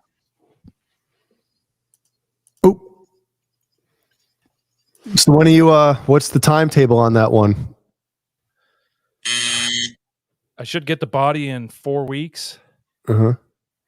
I'll probably have it painted in 2 weeks, maybe 3 weeks assembled.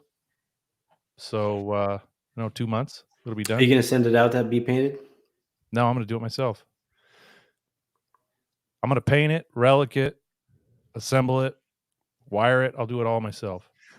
Now, are you gonna record any of this? You should do that time lapse video shit. It'd be pretty cool. That'd be cool. I'll quit my job and then I could probably find some time to do that. Well, I think setting up a camera would probably be the least of your worries if you're doing all that other shit to the guitar. Right. No, I think it'd be cool to do some video on it for sure. Mm-hmm. But I'm getting the body with the wood grain in the forearm, which is going to be cool. I'm just ecstatic. You're ecstatic. Right now. You're ecstatic. A lot of blood to tip my penis right now. Just at the head, though. It's got a bell tip hanging, and the rest of it is just flaccid. It's all the blood is just at the head. Look at the fucking mushroom in the lawn. Yep. It's like a grocery bag with a melon on the bottom of it. Yeah. Mushroom in the yard. Yep. Anyway, I'm excited. You bellhead. Purple-headed yogurt slinger. And the mound of love pudding. Oh my God. What movie? Hey, did you Brian, you got any you gonna have any unboxings anytime soon? Any guitars on the horizon? Anything? No? No, I have something in mind, so I may purchase a new guitar soon, but there's some stuff I need to do with my current guitars. So I'm good. What would that be? Just getting them set up or what? Yeah, set up, change some pickups on some guitars. Short legs. Which one? Right on the body. Sorry. I never showed you the one guitar, that 7-string that I put in the Dolph Lundgrens in. Yeah, you didn't. Have you how do those things sound? Awesome. Sounds night and day better. And what pickups were in that one before? Stock, the Ibanez. I forgot which ones they were, but the because the Lundgrens are from Meshuggah, right? They're from Russia. The Dolph Lundgrens. Yep. And they sound great. So I'll play it for you. I don't have it here though. Okay. We got to work Andy. on. Have a good one, Andy. See you, Andy. Brian, we got to work on the sandblasted Jim Root Jazzmaster. Hell yeah. That red and black, that guitar is the shit. That's my favorite guitar on the planet. Looks like the shaft of your wiener. It does. Very veiny.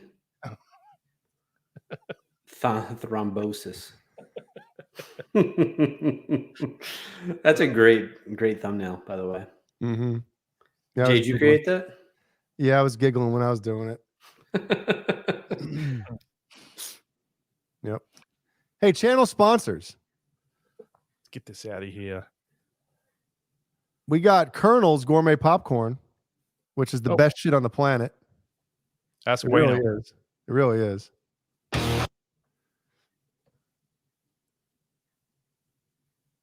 Anybody else?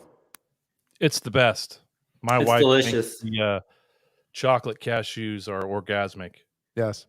I mean, change the sheets. Yes. Or you use the code UTB15. And for TessieSwitch.com, which I am wearing their shirt today. Oh, yeah.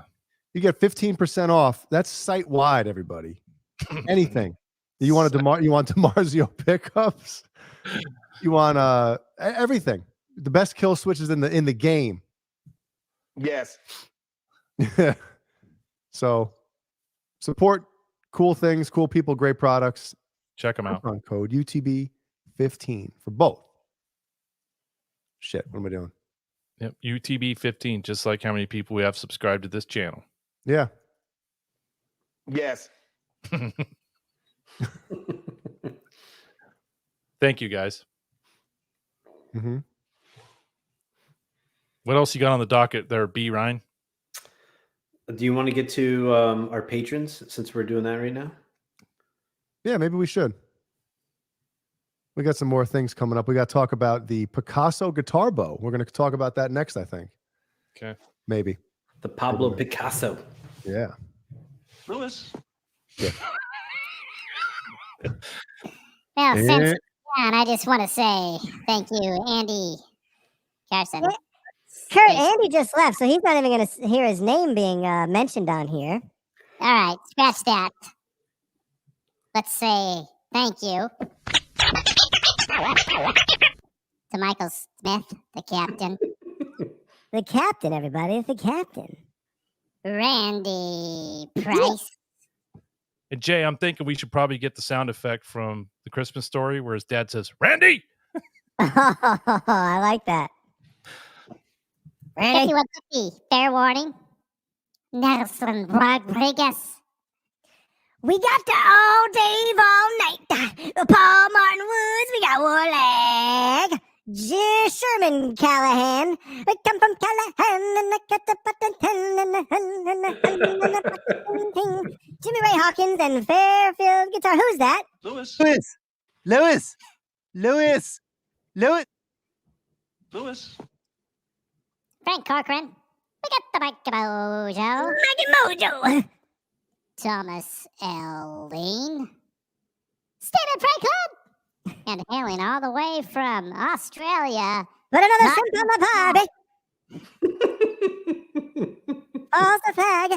And the Steve-O 5150. And last but not least, we have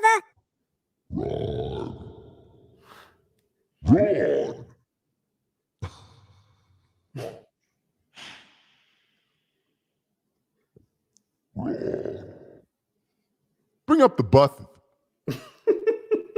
As you can see, we got 3 different levels for our Patreon page and channel and stuff like that. And also, as you can see, we got that little shit bus on the left there, that little yellow piece of shit. $5 a month, but you know, it helps support the channel. Every little bit helps. That's what she said. Every little bit helps, you know. It all adds up. After a while, it adds up, and you know, 1 inch turns to 2 inches, and then it just keeps doubling after that. 2 to 4, 4 to what is it? No, 4 to 8. What is I don't even know the math on that. So that's $5. Help support the Under the Bus Network channel. And you can message us too. Hey, if you belong to that, you can message us through the thing.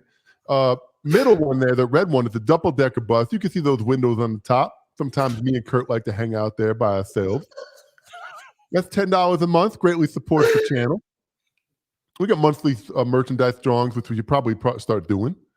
And then, last but not least, we got that big bucks, big money. That big blue motherfucker right there on the right, that tour bus patron. That's $25 a month. Now, if you don't let your significant other find out that you're going to spend $25 on us, you might be in some deep doo-doo. So you might want to tell that hey, I'm giving these guys some money here to help out the channel. You get a free shirt too. BonerJams love sending out shirts. You sign up for that 20. It's almost like buying a shirt. You spend $25, it's a good quality shirt too. We all wear them out in public.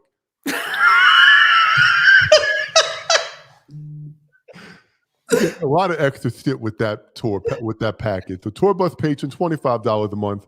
Don't even mind the other two. Just go straight to the top. Wouldn't be the Christmas shopping season if the stores were any less harder than they are.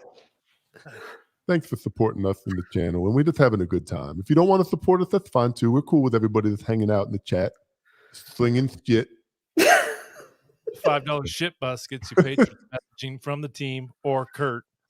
yeah, messaging from Kurt. You get private one-on-one messaging with Kurt. And then he sends us a screenshot. Hey, so-and-so messaged us telling our show stinks. Here you go. Oh, man. Thanks, everybody. Randy says you sound like Paul Stanley. How many people here like the sound of rock and roll music? Well, I do. Oh, man. That's good. My eyes hurt. Hey, so did you guys see shit? I fucking still got the effect on. All right, let's bring this in. I'm sure I saw this through ads on my Instagram. So let's see. I don't know if anybody's messed with this thing yet. Let's see. Some of my best work. Thanks, Jeannie. I was hoping you'd say that about the bedroom, but I guess subpar. Yeah. So you have any idea what this thing does? It grabs the pick when you drop it in there. Looks like a big hair clip, doesn't it? So introducing the Picasso guitar bow. Is Symmetry still here? I think this is right up his alley. It's the Picasso Guitar Bow, a revolutionary and unique accessory for acoustic guitars that opens up for you a new world of sound and possibilities in a fun and creative way. We adjust our bow especially for acoustic guitars, so you can play on any string you want. You can play on one string or two strings together. You can even play simultaneously while strumming the strings. Or use it as a pick if you like. Cool, right? Now let's see how guitar players who never met this product before experience it for the first time. The fuck is this thing? Who the fuck? Cargo short? Get the fuck out of here, Old Navy.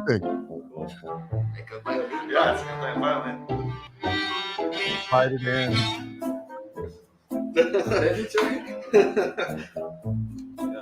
We had one of them. They brought two guitarists in to check it out, and they only had one sitting there. Hey guys, take turns. It has a pick, so I guess you can play it. Oh, she's good at that motion. A few moments later. Cool. I'm fucking badass. Hey, look at me fucking go. You hear that, guys?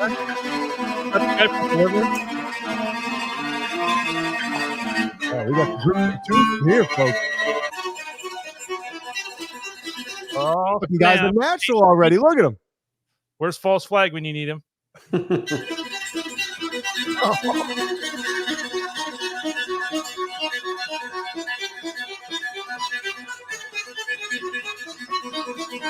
Wow.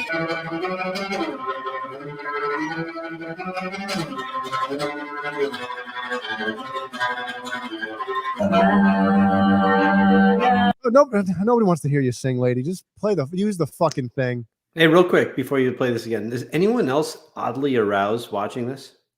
Her or the dudes? Everyone. Oh. Well, I think people just want to give you the hand. What rhythm is she going to?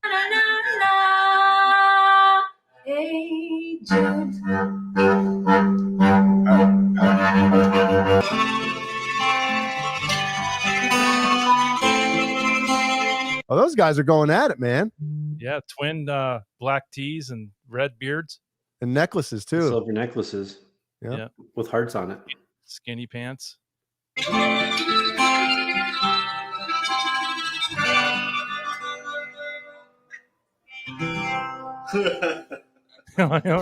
Pretty usable for me. This would come in really handy. And I think it's cool because now I can play. He's thinking of other things to do with it.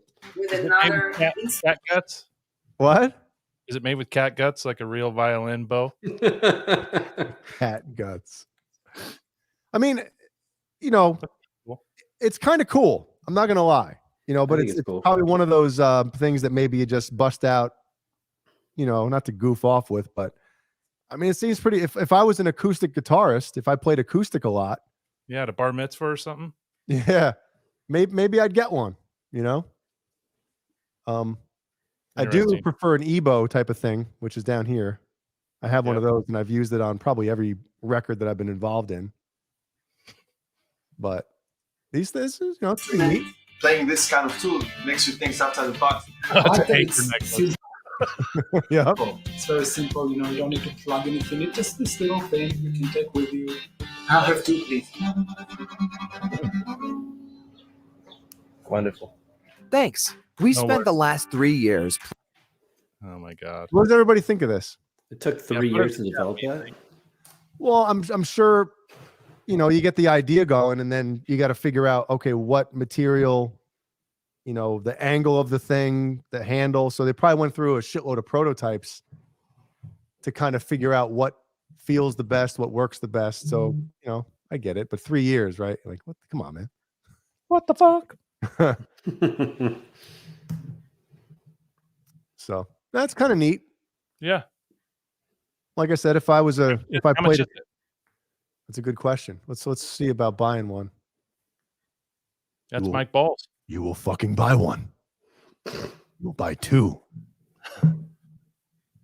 Oh, my man's doing check it out.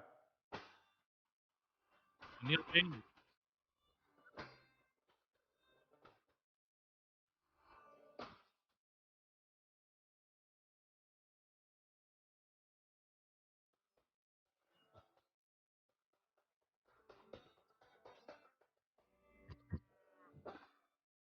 Is he even using it? You're just holding it.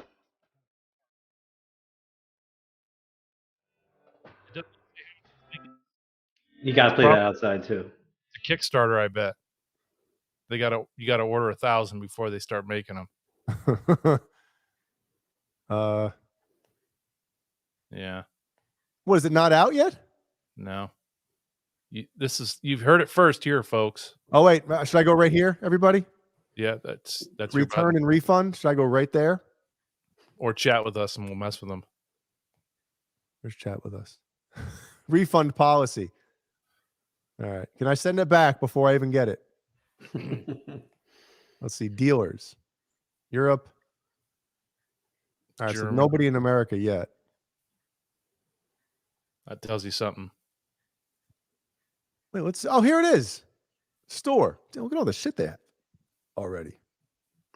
$99. Damn, $100. That's European though.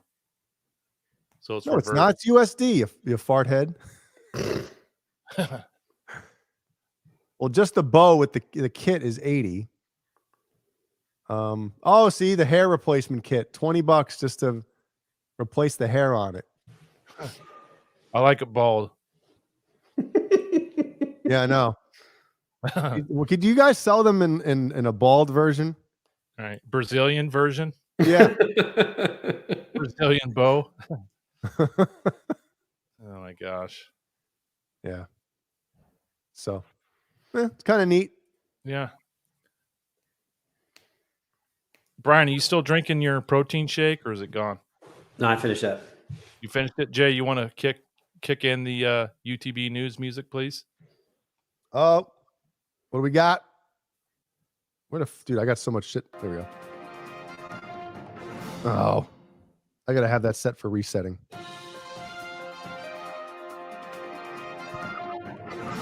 Oh. Oh, what do we have? Yeah. Cobra Kai platoon never lets us down. VHS 3 for $60.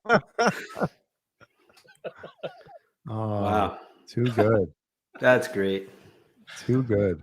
Oh my god. Dude, Peter North's hair was like always the same in every single scene that he did. And I've probably seen them all. at this point. Yeah.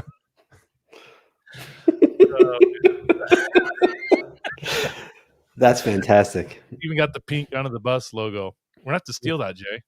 Yes. Thank you, Cobra Kai. That's great. Oh my god. Wow. Would you guys ever consider playing guitar on the show? Jay talking about Il Ibanez and stuff. Yeah. I guess Caleb does it a lot. And then I don't know, I've done it a couple times, right? I used to do it on Johnny's show a lot.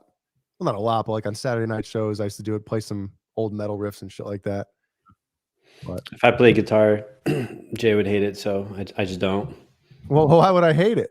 No, because every time I turn it on, like, oh, the sound, it's so loud. So I just don't. When you do your lessons with Xander, you're plugged in your amp, right? I am. And like, what's the volume level? Is it just picking up from your microphone? Yeah. You could probably have it set up where you're plugging that quad cortex direct into your computer. I need to figure out how to do that. Yeah, I have no idea how to do it, but yeah, agreed. I'd love to. Xander and I have been talking about, 'cause I want to put some shit up on our channel or our Instagram. Just getting super heavy. Just getting super heavy with it. Right. So yeah. And Kurt, I've never seen Kurt play. You haven't? Never. All right. Well, we'll do a jam lesson. Sounds good. All right. Maybe on a Saturday show. Yeah. Because I kind of have it wired in so I can play it. But I remember the one time I had the Petrucci plug-in and I had it in stereo. And this shit only goes in mono out to everybody else, I'm assuming. And it was kind of canceling itself out.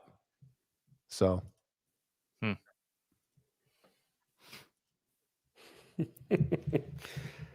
Mikey Mojo asked, why am I not on Instagram? I'm not on any social media. I loathe social media.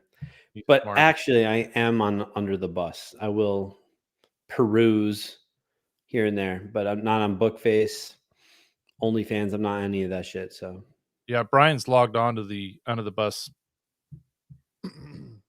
I guess, profile. So sometimes when he's on there, it's actually him, not me.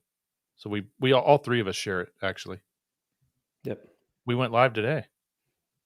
Yeah. Got 17 It views. sucks, but we're like, we put ourselves behind the 8 ball with this channel because none of us, with the exception of Caleb, like the three of us hate doing social media stuff. Yeah. Caleb does it a lot with, obviously, with the Nerd Hail and stuff, but like the three of us are like, oh God. So Kurt, we're lucky enough to have Kurt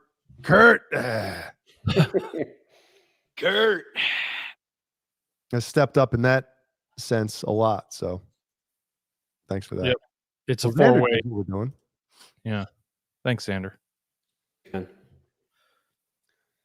So, oh yeah, Brian is on Farmers Only and Mormons Only. that is true. And LDS.org. Yep. So we have any questions in the chat? Anybody want to know anything before we get to what we like to call what the fuck are you doing? You're smart, Mikey. I can't stand Bookface. Jeez, I gotta take a leak so bad I can taste it. Bookface, the devil's newsfeed. I can't stand it. And while we're on this subject, thanks, Black Salami. Appreciate it. One thing I hate about Bookface is it's everyone's opinion. Someone posts a photo and immediately it's all about the comments. People don't give a shit about the photo. It gets a pissing match with the people in the comment section. Someone says something and then someone rebuttals or someone argues with them, and then it becomes 37 comments of people arguing.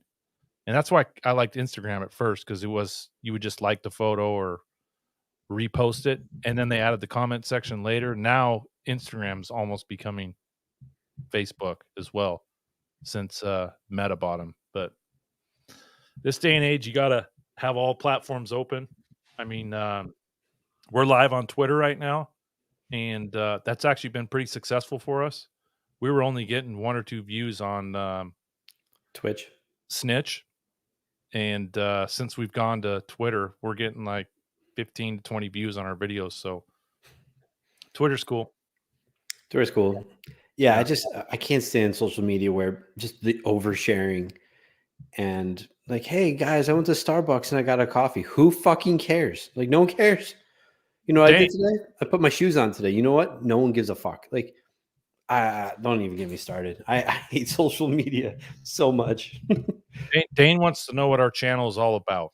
Oh, we're Brian, still figuring that out, Zims. You want to tell him, or do you want me to tell him? I'll start and you can finish.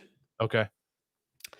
Our channel is just 4 guys shooting the shit, heavily involved in music, and I don't know. That's about it. Just making fun of each other and fun things, and just enjoying each other's company, and having everyone come join us weekly just to have a good time. And I think that's really it. That's what our channel is about. What about you, Kurt? I would say, we've talked about this in the past, but one of the things, we missed hanging out with each other when we were on the other channel.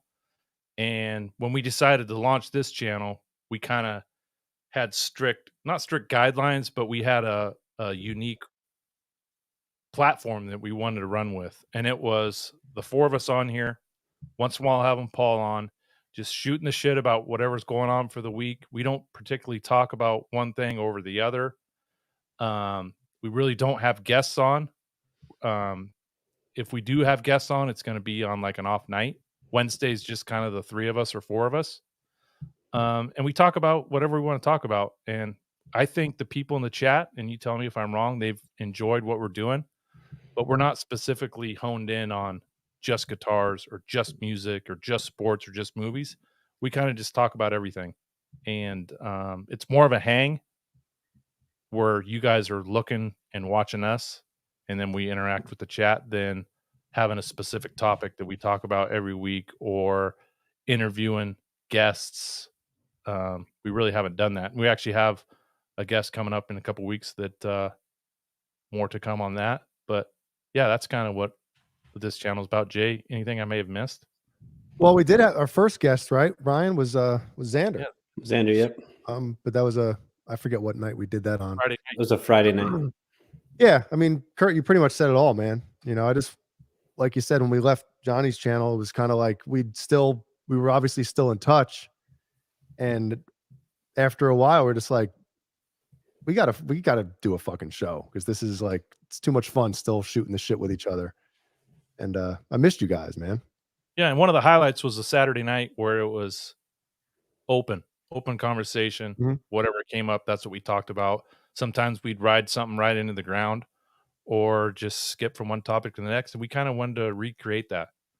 And we all are pretty busy, and this is the only night that worked for us. So here we are in the flesh, baby. Mm-hmm.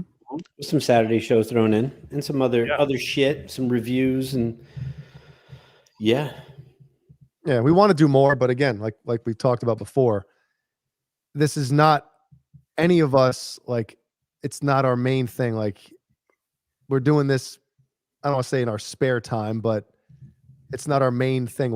I don't consider myself a YouTuber, be nice. It'd be nice if I was, to be able to put every ounce of effort into this. But, I just love fucking hanging out with you guys. And obviously the community that followed us over here pretty much is great as well. So yeah. And if this thing isn't successful, we'll keep doing it. Yeah. It's fun. It's not a make or break for us. No. We enjoy it. We have a great time. And for me, it's one of my highlights of the week. So yeah. And none of us live near each other. I'm in South Carolina. Kurt's in Winnebago, Seattle, Washington. Yep. Brian's in Pango, Connecticut. and Caleb's in California. Yeah, we're actually the furthest away. All four of us. We're in 4 different parts of the country, which is crazy. So that's kind of us in a nutshell, if anyone gives a shit. Yeah. Well, speaking of, before we get to what the fuck are you doing? Look at this. You see that? Whoa. That was the beach today in Myrtle Beach. You Is see that green whale? shit? That's whale diarrhea? Dude, that's fucking pollen. Oh my God. That's what's messing with your sinuses. Dude, I take, not that I want to get into a allergy thing here, but when we moved down here, I had terrible seasonal allergies. Like I was to the point where I was like, I got to do something. So I started taking Nasacort and it works. So like I haven't really had an issue with seasonal allergies since, I don't know, 2012, 2013, something like that. Today I was dying. So this is obviously the worst year yet for pollen and all this shit. So there's that photo, and then there's this one. I mean, it looks, if pollen was red, it would look like friggin' blood in the ocean there. It's insane. Yeah, it's pretty bad down there. Yeah. So crazy. Anyway, pretty cool. Oh, I got to make sure I don't click on that video. Hey now. Hey, we got 3 for everybody tonight. How does that feel? Oh shit. We got Bring on the thunder. We got 3. I'm trying to figure out which one to do first. Let's see. We'll start with this quick one. Let me put this out. I should probably get everything ready, shouldn't I? What happened? Ron John Jeremy pissed. John Raramy. The fuck are you doing?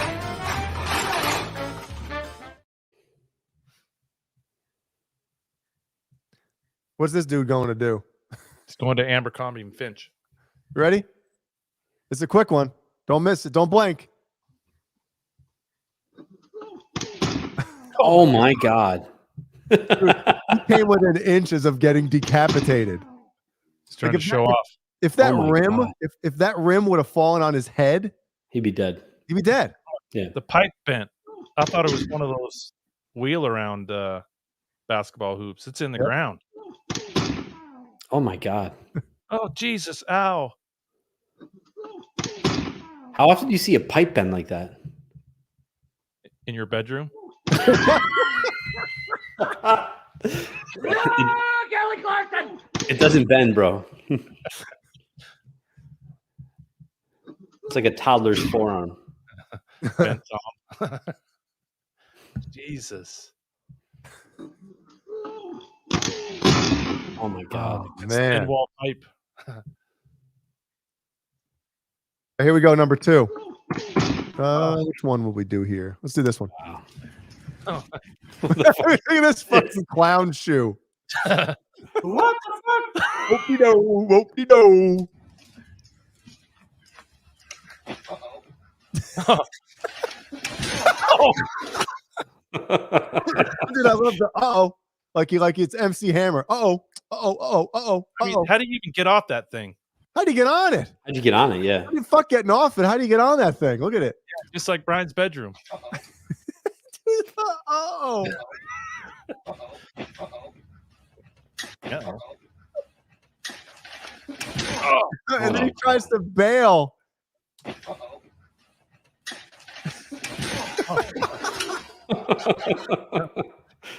Oh shit, it's playing the other one again. Hold on. What an idiot. Dude. That's just not natural. Oh.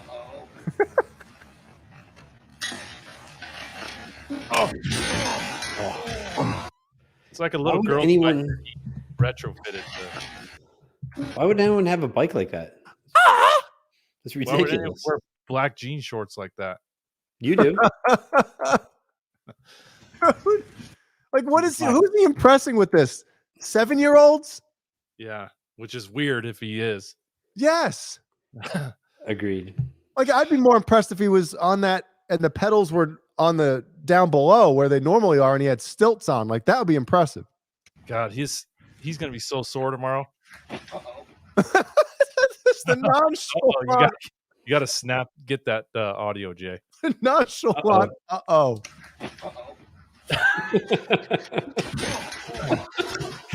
I've never kissed a girl before. Uh-oh. There it goes. Oh, shit. What's this one? Oh, this is another quick one. Ready? Yeah, do it. Bands. Let me hit the repeat. Brody. What the fuck are you doing? What the fuck are you doing? He looked cool for like 2 seconds. Oh. I mean, out of all three of these, right? Well, maybe the middle one, or the guy on the fucking bike. The Virgin? Yes. Yes. But they all landed kind of the best case scenario landings, right?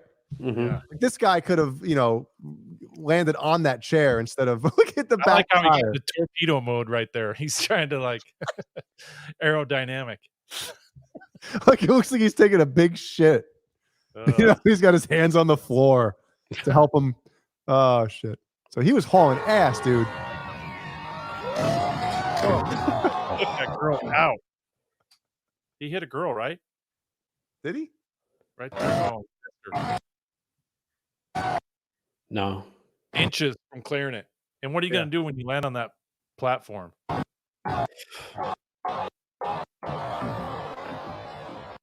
It's all those people.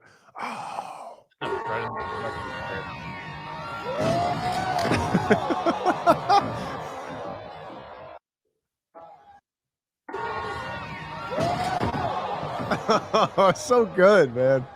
That's where you want to land when you're getting air like that. And we want to be clear, everyone. These are all grown adults. Yes. No kids were harmed in the videos. We know he's an adult. Where was he going though? He's going to the tree. Like, is he trying to see the root in the sidewalk there? Yes. I think he was trying to go around that. But why? Well, he's actually going to his van, the white van with the no windows. That's where he was off to. And the steering wheel is something he stole off a bus. Look at that thing. Uh-oh. We got to find this guy. Luckily, he fell in grass. God. I love these videos, man. So good. Dad. The fuck are you doing?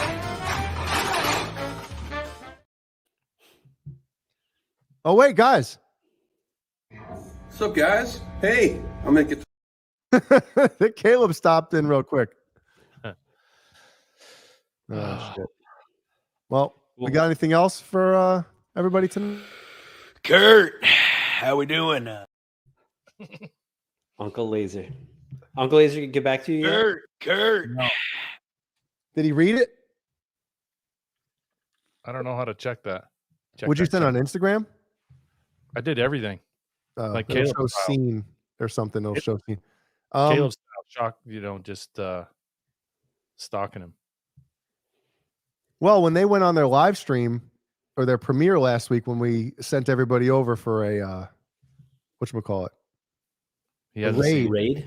I think they're on now, aren't they? No. They were on today. Earlier, yeah. Oh shit. Oh yes, Jeannie and I made an executive decision. We're getting Killian the Uncle Laser haircut. Fuck yeah. Yes. Yep. Once you do, you got to send it to him. Yeah. Killian's got the same bouffant as Uncle Laser. He fucking does, dude. Is Uncle Laser actually his father? It might be. Yeah. I'll allow it. Paul had for dinner tonight. What? Looks like dog shit in a pot. Is that what they're giving out the titter? The shitter. More like it. Wipe with a wooden spoon. Oh my God. That's great. Yeah, everybody out there, if you're active on social media, I think he's more of an Instagram guy, right? Yeah. So if you have Instagram and we'd love to have Uncle Laser on, even if it's for 10 fucking minutes. Fuck yeah. Contact his ass. Tell him, send him the link or whatever to us and tell him under the bus. Yeah. Like we want to fucking see you on with these guys. How great would it be just to shoot the shit with him for a few? Yeah. Kurt, I keep playing this over and over again. Kurt. Get Brian a box of tissues. I remember the first time I stumbled across it and I was literally crying. I'm sending it to Kurt and then Kurt's crying. And I'm like, all right, good. Yeah. Steven loves him too. Yeah. The three of us just exchange videos all day. It's the best. Yeah, the titter. Yep. So again, thanks for everybody who entered to win this. Congratulations. 6 strings and 10 toes, or what is it? 10 fingers. 10 fingers, 6 strings, and a 3 hot dog. penises. Yes. So he'll be receiving this in the next year or two, whenever I decide to send it out. Jay, you send that pedal yet? As soon as the pickup gets put in the Frankie, he'll send it out. Yeah. Now I'll have it as long as we get the address. I'll ship it out sometime next week. And since Brian's mom's no longer here, thank you, Cobra Kai, for this. Dude, I love how he made the tint and the color the same as the Peter North one. Love it. And I like the pink under the bus logo. That's the shit too. Peter North is not wearing underwear. That's Brian's shoulder.